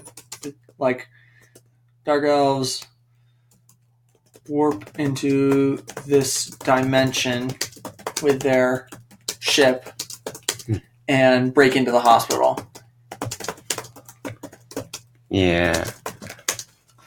They start just killing the people who are freaking out because these weird alien creatures are showing up. They just murder everyone, all the human beings who are getting in their way. Right? They break into the hospital room. Hawkeye maybe kills one of them, and then he gets hit with the same paralyzing grenade.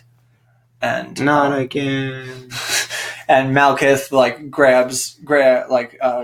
shoots Eric with a dart that puts him unconscious. They grab Eric and they start heading back to their ship, basically.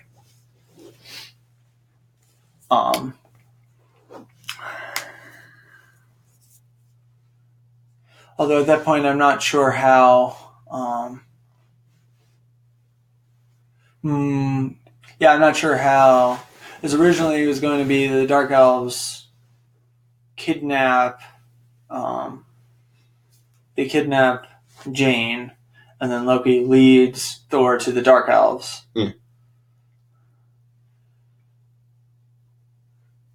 I'm not sure. What's the question? The question is at this point then how do... Or I guess we could do the thing that we were planning on doing, which is that Darcy and Jane try and figure out where the next rift is going to be so that they can jump through it and get help. Yeah. Essentially. Okay, cool. That's fine. They kill some people, paralyze.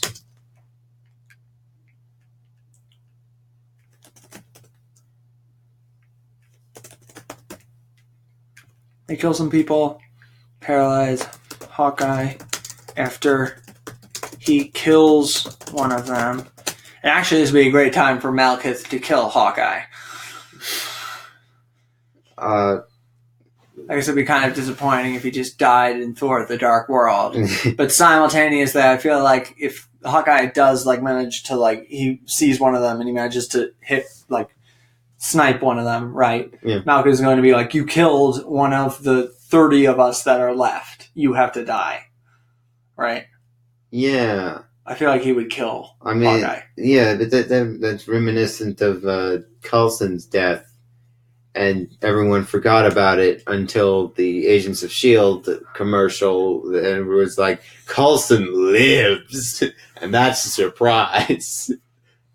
Right. Well, they had to, what were they going to do? Let him die? Come on. No, I was imagining that Hawkeye comes back after this. I was imagining he just dies in Thor: The Dark World in this hospital scene after having one scene where he talks earnestly to Eric.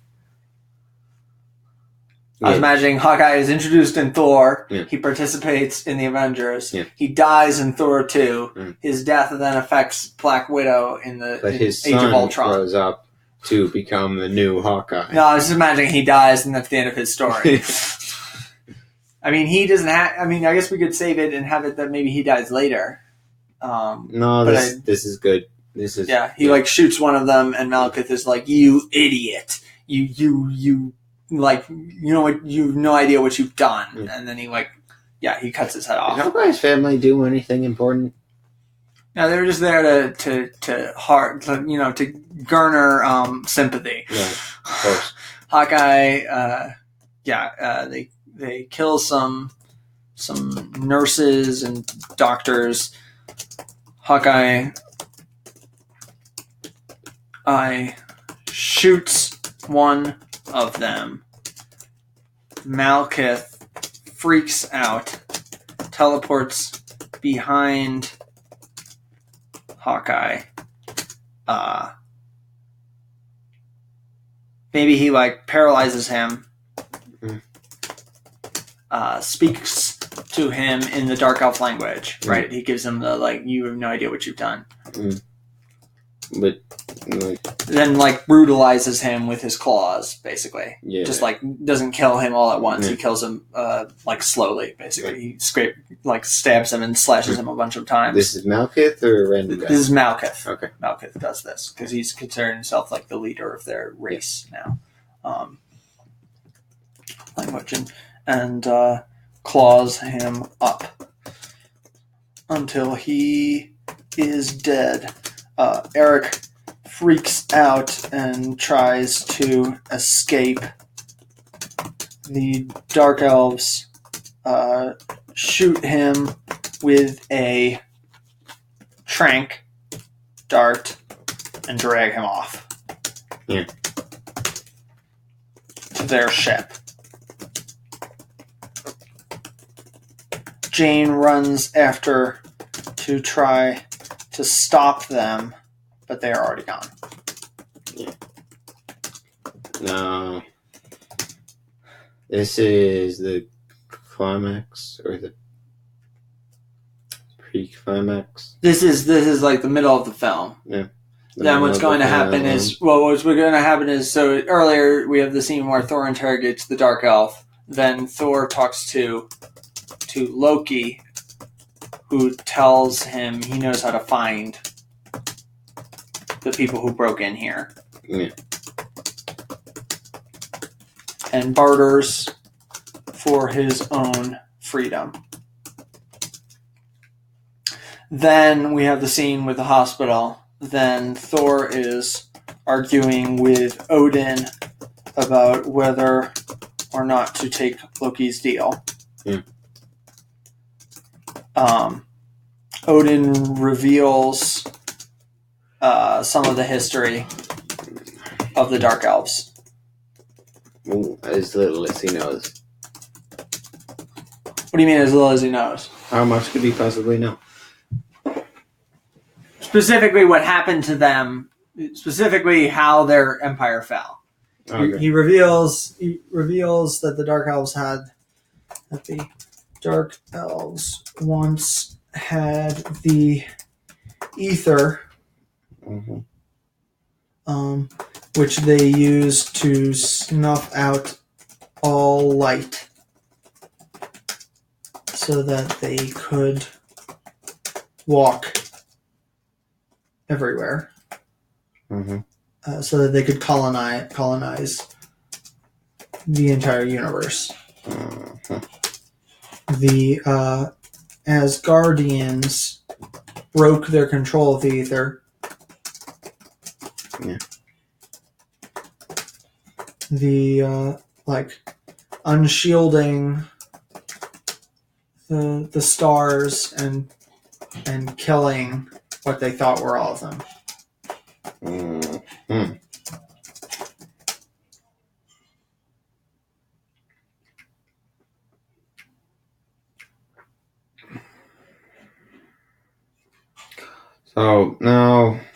So now this is the part where Thor betrays his dad, breaks Loki out of prison, and takes him to go find the Malekith. What's going on with Odin? He's still asleep? No, he was awake at the end of the last film, you dingus. He doesn't want to take Loki's deal. basically, because he's like the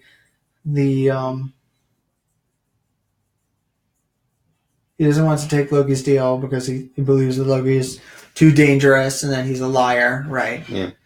And that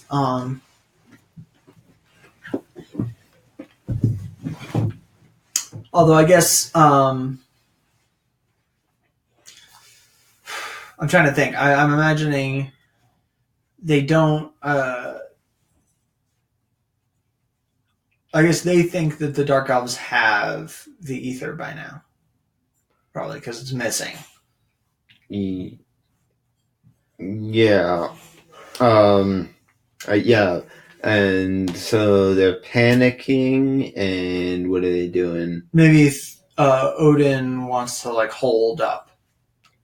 They want to do the dwarf tactic, where instead of dealing with the issue, you bar your gates and wait for the monsters to come to you so that you can kill them with siege. Then you realize the monster was within you all along. Yeah, essentially. Odin wants to keep everyone in Asgard.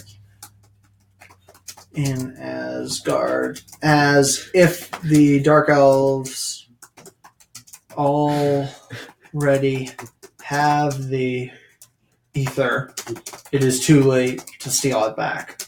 Yeah. Okay. Thor and his pals commit treason. Asgard. Commit treason. Break Loki out of Svartheim. Break Loki out of Svartheim. His pal commit treason. Sif is sent to break Loki out of Svartheim, and he asks if they can steal the Tesseract for the road. Yep. And she threatens to yank his eyeballs out.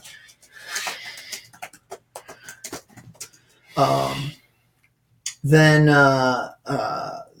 we go like Loki takes Thor and the others to, or no, it was Niflheim, which is where Niflheim is where the Svartheim is where it takes the others to Svartheim, which is where the elves are. Yeah.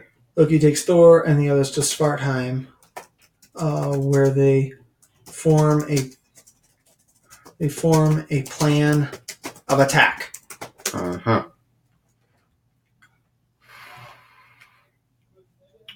Which the Dark Elves are much better at. So. Well, what I'm imagining is, okay, so we have a scene with Darcy and with Freeman freaking out. And Darcy and Jane, with Darcy trying to calm down Jane. Yeah. Jane is determined to get Eric back, and decides that they are going to take a chance and use the next rift caused by the convergence to go to Asgard and get help. Yeah. Right. Which is it's like a kind of like a 1 in 8 shot, essentially. Yeah. They're going to try and get help. Why 1 in 8? Because they don't know where they're going to end up when they go through the portal. Oh, because the other 9 realms. Yeah. Right. They're one of the 9 realms, so there's 8 possible. Yeah. Next word calls the convergence to get help from Asgard.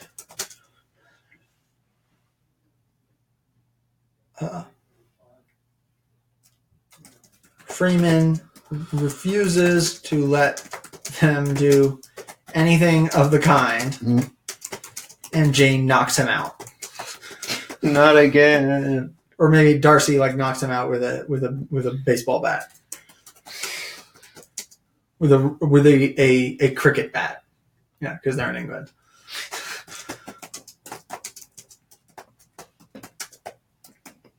And they steal the van. Maybe like the van belongs to S.H.I.E.L.D., but they steal it and like drive off with it. Loki takes the Thor, and then we cut to Eric is strapped down to a table. Malekith explains to him in broken English what he intends to do. Because I imagine they have like a translator device. Yeah. And tells him that he is doing him a service by removing the ether before it kills him. Uh-huh. He tells him the method of extraction will unfortunately kill Eric as well, but it's for a good cause. Here.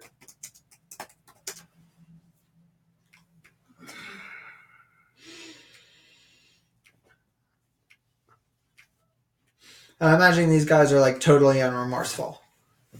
Yeah. They kill Hawkeye. He does it like he paralyzes him so that he just has to sit there and take it as he's like slashing him apart. Yeah. They have like completely no empathy for these human beings because they're beneath them, and they despise the Asgardians because of what they've done to them.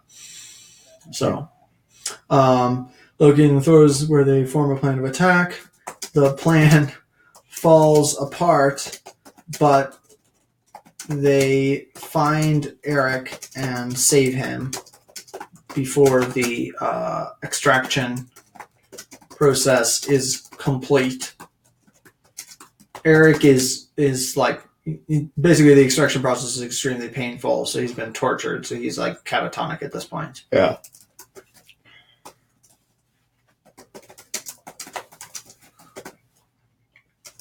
And Thor grabs him and carries him out of the research facility. Should one of Thor's friends be killed in this, or has already enough people been killed? I don't know who it would be. It's either the fat guy, the handsome guy, or no. the guy with the mace. Look, these characters, or Loki. It could be Loki. All these characters get is that they're nice to Thor. Don't kill him off. Okay, all right. Well, maybe one of them is wounded. We'll say Sure. The fencing guy is wounded in the fight. They Bifrost, or maybe one of them is staying behind to do the Bifrost. So maybe the fat guy will stay behind to activate the Bifrost and help them back. Okay. So I think his name is like, it starts with a V, but I don't remember anything else. Yeah, so he's Bifrost them back, right? They take Eric to the palace and extract the ether from him in a painless process. Because I imagine they have better, like the technology that Malekith has access to is like decrepit. Most of it's fallen apart, so he had to like throw something together to do this. Okay. So, but they have something they've invented already for this purpose. So they extract the ether from him in a painless process, and he rests. And Loki, right? So they took him to Svarthelm. He escapes, presumably, because he's going to show up in Thor 3. Yeah. Or does he escape? Yeah, he escapes. He escapes. He always escapes. He always escapes. He always escapes. He's a wily motherfucker. Yeah. So he escapes in like one of the Dark Elven ships, right? How Like many that's like, ships do they have? well, I imagine they have a bunch of empty ships on their planet. Okay. So he carjacks them and steals one of their old ships and flies off with it. Or maybe like Malekith can be like he screams in rage after they Bifrost out of there. Yeah. After they escape through the Bifrost and screams in rage after they escape through the Bifrost, and as he looks out the window, one of the Dark Elf ships lifts up off the ground and flies off into the distance, and warps out of the planet.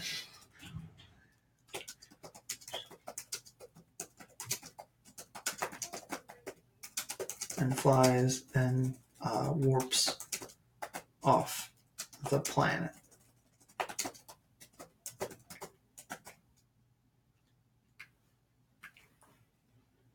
They take her to the palace and extract the aether from him and pay him the promise, and he rests while Thor is put in manacles and brought before Odin for disobeying him and setting Loki free. Yeah. Jane and Darcy make it to the next rift. Jane tries to psych herself up for it. Darcy tells her how much she admires her, and they enter together. They fall into Asgard. Mm-hmm.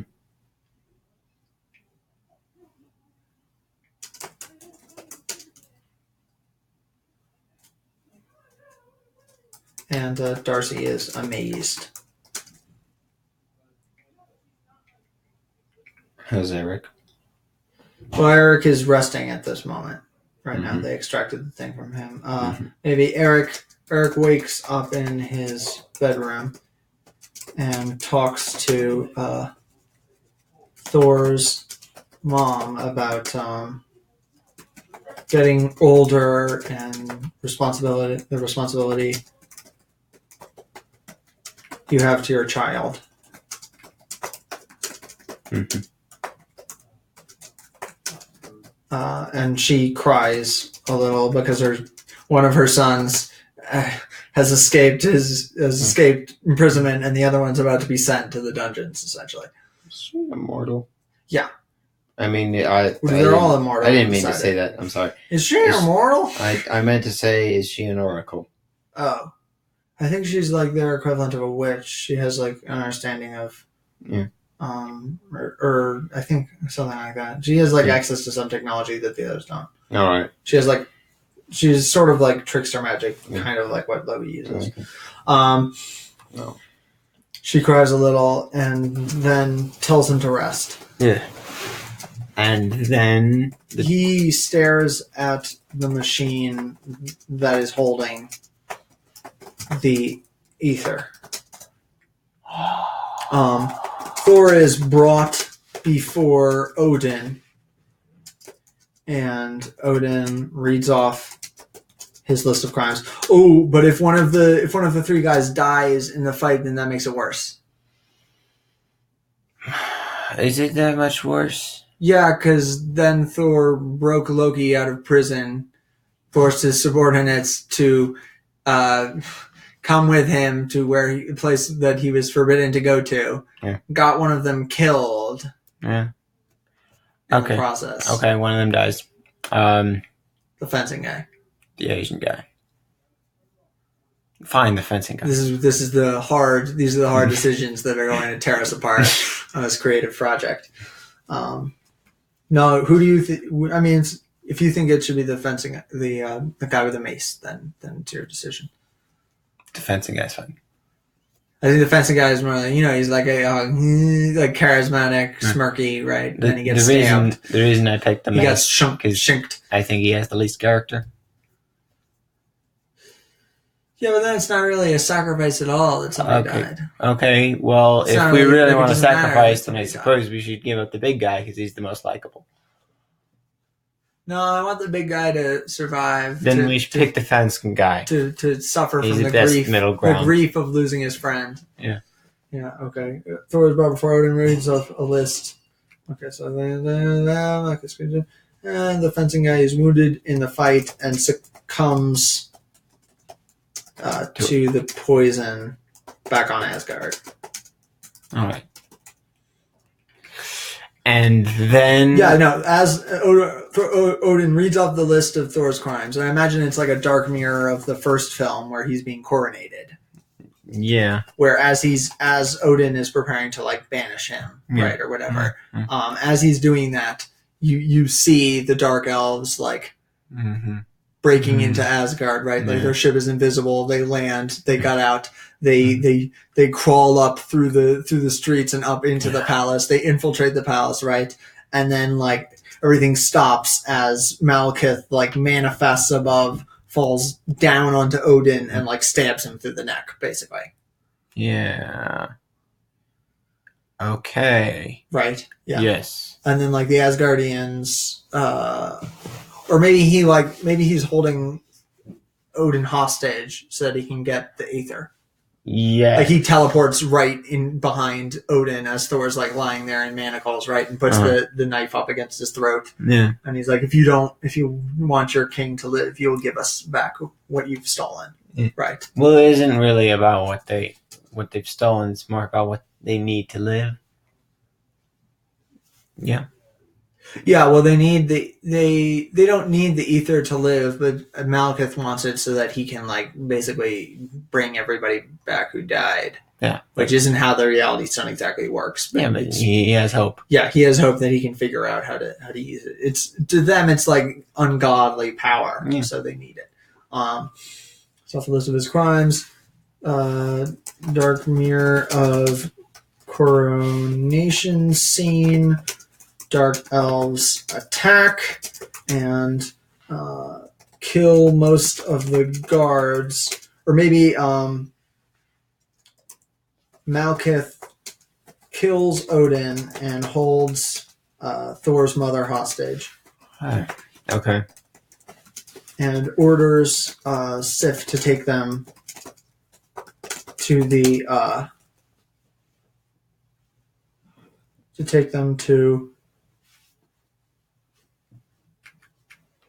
the ether. Yeah. Sif takes them up. Then, like Thor is chained to the ground and can't do anything. Yeah. And Jane and Darcy show up. Yeah. But then he breaks through it to find the palace is in to find the palace is full of dead bodies. Yeah. He breaks through it with his iron will. Yeah, I'm imagining he has a God of Thunder moment where his like eyes flash with electricity and he shattered. But only after what I'm imagining is Jane and Darcy show up. They try to get the chains off him and can't. Jane tells him that they need his help, that Eric is in danger. He's the god of thunder, not the god of lightning. Thor summons the strength within himself to break the chains, and you will never break the chain. To break the chains, he summons his hammer and flies to confront Malekith. Right. Yeah.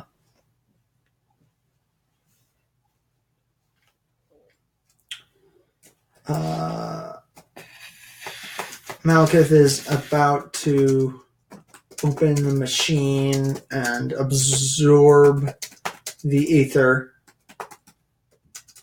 Thor attacks him. Yeah. Fight sequence.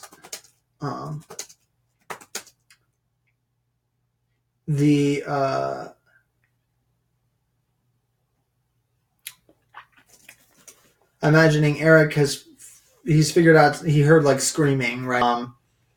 He ran and saw what happened, and then it's got to be like maybe the Dark Elves like placed detonators throughout the building, basically, Yeah. and they like they're blowing up parts of it as Malkuth is fighting Thor, or maybe like Sif and Thor are fighting Malkuth.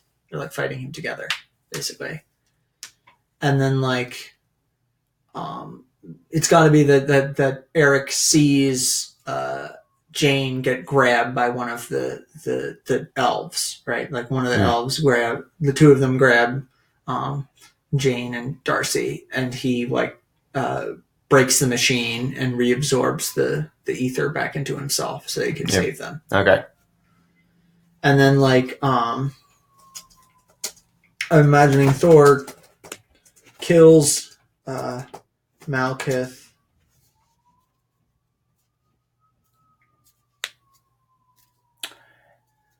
Thor kills Malkuth. He like snaps his neck.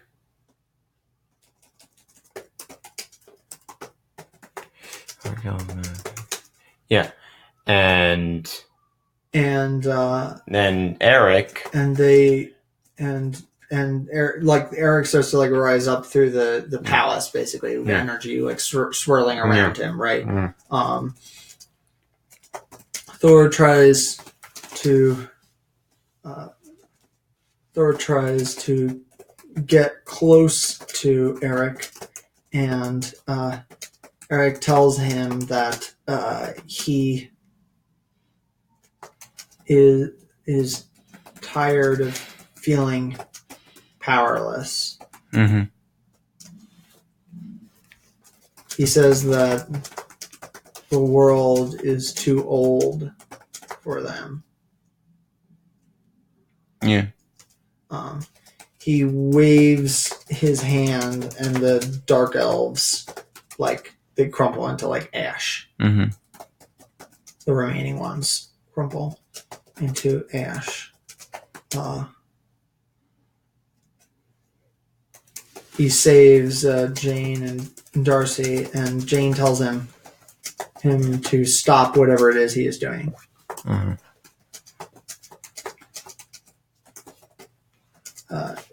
Eric says that he doesn't think he could if he wanted to. Yeah.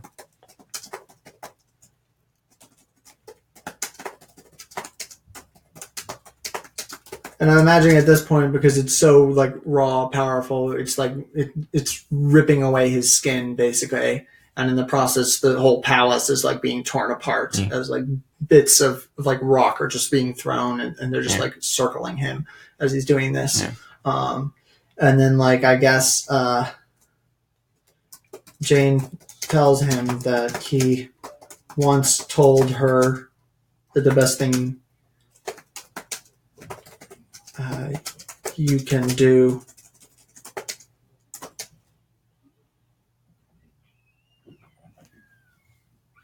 is like try your hardest or something like that. Yeah. She asked him to try to stop what he's doing. Yeah.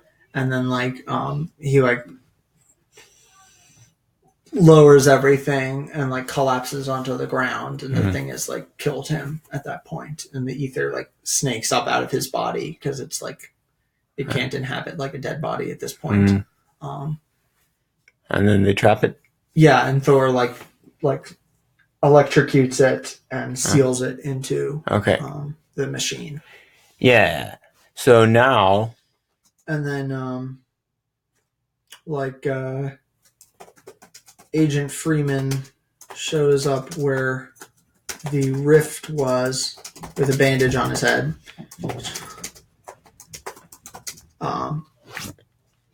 He was going to confront them about Thor their being inconsiderate for him, but he realizes how bigger the stakes are now. Thor bifrosts back. Yeah. Right. with Jane, Darcy, and Eric. Uh-huh. And I imagine Thor is carrying Eric's body. Yep. Thor has a conversation with Jane where she blames him for what happened to Eric. Mm-hmm. Yeah. And to Hawkeye. Uh-huh. And he finds out that Hawkeye was killed by the elves. Yes.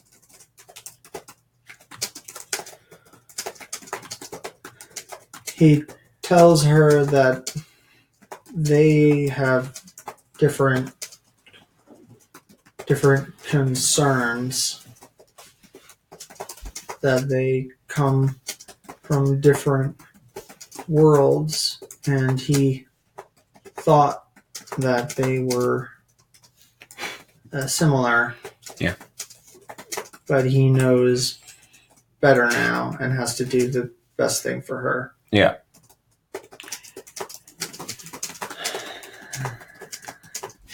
He tells her that he is truly sorry for everything that has happened to her.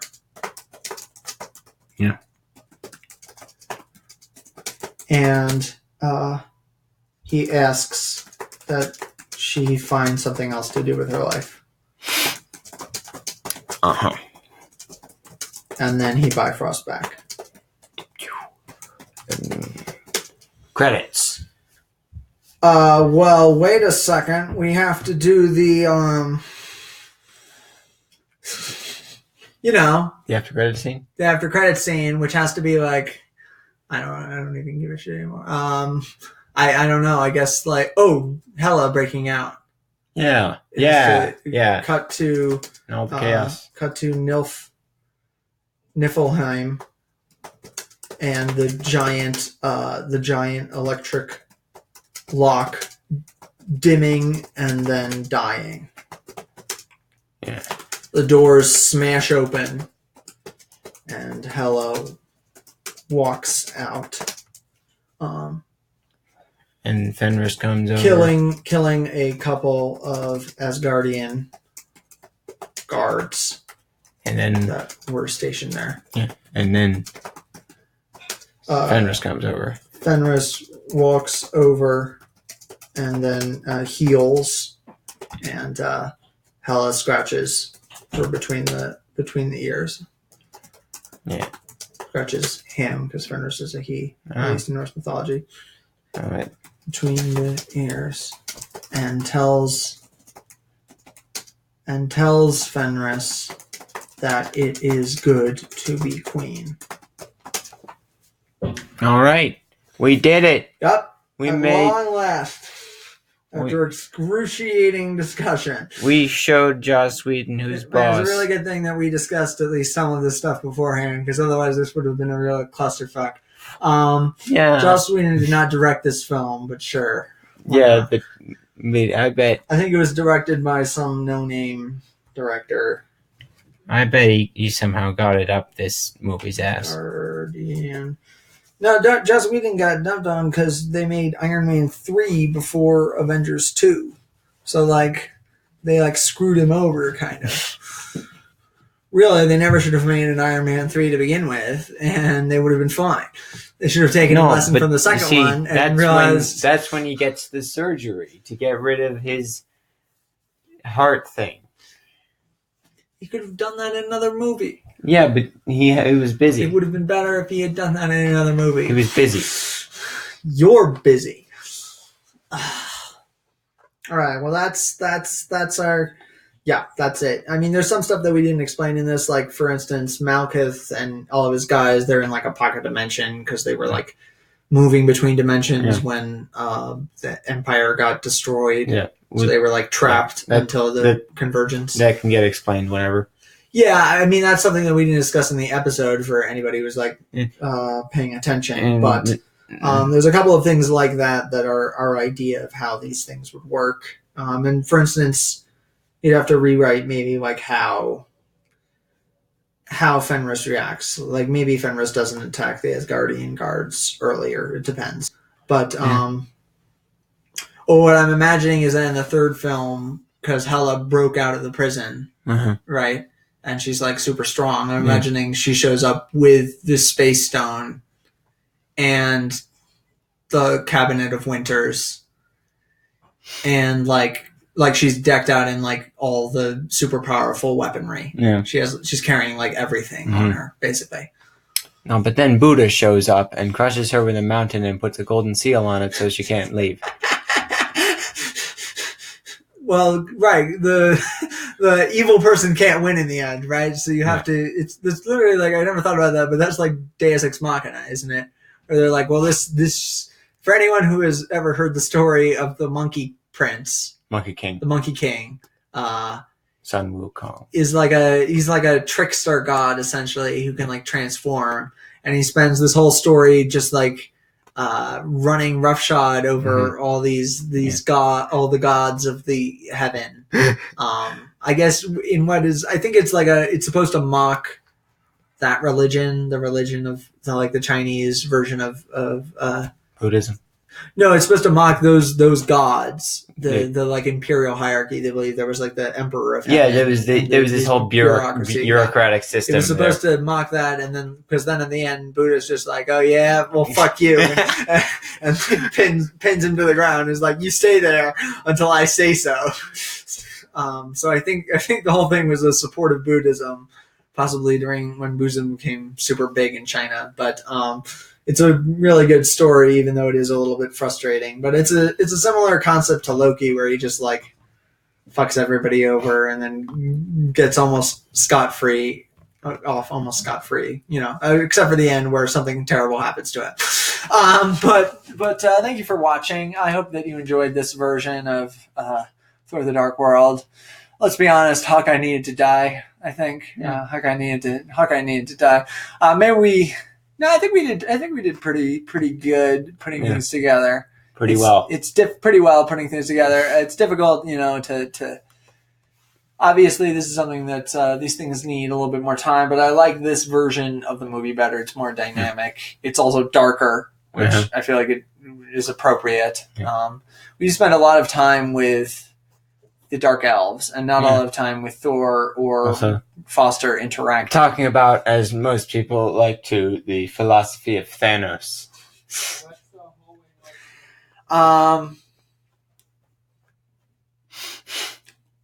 It's not that complicated. It's I kill people because I can. I'm going to call it there. Thank you for watching. It's been a great episode. You've been a lovely audience. If you have any suggestions on how you would make Thor: The Dark World a better movie, then please, by all means, state them. If we ever get to redoing the third movie, that's going to be interesting. Because of how much we fucked everything up by now. But how much could we have changed? This is basically just I wanted to set this up so that we'd be able to do the Age of Ultron episode. Because my plan for the Age of Ultron episode is going to be that pretty much everyone is super messed up because Thor is super messed up because his girlfriend, you know, he broke up with his girlfriend and his dad is dead and Loki is missing across the universe and now he is to become king, but he doesn't want to be king. And also my plan for Black Widow is that she just becomes more and more like completely an emotionless husk as she encounters like tragedy after tragedy. As she was not before. Yeah, but I mean like she basically breaks is what I'm imagining. Like first her best friend got hypnotized by Thor's evil brother. Then he gets killed just randomly, in a horrible way, I might add. I mean, and then Tony breaks everyone's trust by inventing an evil supercomputer. So it's a good thing that Hawkeye dies because now we can actually give Black Widow character. Yeah, I want her to have her own. Right now, in my version, she's going to end up having her own film. They were sharing half a character. Yeah, they were two sides of the same coin that is no longer in currency. I think that's we found a way that metaphor doesn't sound completely, well, no, it does. It just sounds stupid. It sounds asinine as all hell. But this is better because I think Malkuth has a personality. He is still like, he's cold and just like bad guy evil, where he's like, yeah, I'm going to torture you and I don't really care about it. Yeah. But you understand why he doesn't care about it. The longest outro ever. It's part of his it's the, you shut up. Do you want to do an episode about Thor, Iron Man 3? Having done this, do you want to do an episode about Iron Man 3? Yeah. This is going to take a while. Yeah. Okay. Cool. And then maybe Ultron can start in Iron Man 3. We're like setting things up.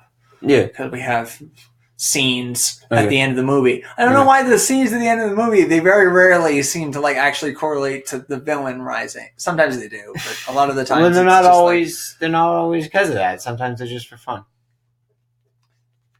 When we're making the Thor 3 movie, we have to be sure that Pepper Potts does not die, or we're. Although I guess we didn't. Although we didn't kill. Pepper Potts didn't die. No, she didn't die. But I mean, like we do. If we kill her, it's going to become Rote. Yeah, Rote. Although on that effect, we were planning to kill Jane Foster because she doesn't have much of a character and she doesn't really do anything. Mm. But we ended up not killing her. So if we wanted to kill Pepper Potts, that would be okay because we didn't kill Jane Foster. Mm-hmm. I was just thinking about how Black Widow has like romantic tension with like 5 out of the 6 other members of the Avengers. No, she's just a sex symbol. She has romantic tension with Iron Man. Does she? The Hulk. Does she? Captain America. Really though? And Hawkeye. I don't recall those other ones. What do you mean the other ones? You mean all of those? Iron Man? When does that happen? In the second Iron Man film, he hires her because she's super hot, and then like she spends the movie being like a threat to the relationship between Tony and Pepper because she's super hot and badass. Well, yeah, but that doesn't make it romantic tension. And she deliberately uses her like feminine wiles to spy on him. Well, that's just her being resourceful. And in The Winter Soldier, she kisses Captain America and spends a large portion of the time, flirting with him, basically. I remember that part. And in the Avengers, in Avengers 2, she flirts with the Hulk. In Avengers 1, she does. They have a scene in Avengers Age of Ultron. There's a scene where they're sitting at the bar together and they're flirting with one another and they're talking like old-timey. Just because you don't remember it doesn't mean that didn't happen. Well, if I don't remember it, then no one else does. That's not true. I do. I remember. There are people out there who remember this shit, and it is just an indication of how terrible of a character Black Widow is. That the one thing that they could do with her is have it that she flirts with almost all of the other characters. That's how she makes everyone trust her, so that she can get the information out of them. No, it's just you inventing a character where there is none. You're filling a void, Jacob. You're filling a void. Don't you raise your eyebrows at me. Man, I feel really bad for Jane Foster. Oh. Although this was better. In our original version, she was just going to like go insane and die. Yeah. A la Jean Grey. So I guess unless she gets to like leave quantum physics and eventually maybe find some kind of personal happiness in another area of life. Should we watch Dark Phoenix and then do a footnotes on it? I've seen Dark Phoenix. You have? Yes. Well, then I should watch Dark Phoenix. You should watch Dark Phoenix. I think it's all right. It could definitely use some reworking. It feels good. It feels good. You're right. Yeah, there's parts where the acting is pretty hokey. There's other parts where like we're doing this again. Yeah. They're teaming up with Magneto again. Well, this can't go sideways. Yeah, I mean, pretty much all the X-Men films. For some reason, they just keep like repeating the same things keep happening over and over again. So anyways, we hope you enjoyed this episode. I hope you've enjoyed this episode of, really, we spent like the beginning of the episode rambling about things, and then I think we got there was a lot to get through, but we did a pretty good job, and now we're just talking about nothing. But I mean, honestly, maybe I enjoy this more. I think we've done a pretty good job. We'll try and do Iron Man 3 possibly before we do Age of Ultron, which I'm really looking forward to. We might have to split Age of Ultron into multiple parts. I'm sorry, I said we would do Inspector Gadget the next episode. Well, we can do Inspector Gadget. We don't have to jump from this to Iron Man 3. Yeah. Unless you want to pull up Buffy. I was going to do a Dumbo next. Oh, you wanted to do Dumbo? We can do Dumbo. And then Legend of Korra. Do we have to go back to Legend of Korra? Well, yeah, it's movie show. Yeah, it doesn't have to. It doesn't have to be Legend of It's Korra. Just, though. we haven't done Legend of Korra in a while, and Well, we'll discuss it outside the podcast. If you're interested in doing Legend of Korra, then we can try and figure that out. Thank you for watching. Once again, have a nice day, and don't forget there are Kryptonian-esque aliens that are vastly superior to you, with access to technology beyond your wildest dreams. Yeah. So, sleep tight. Get out of the water.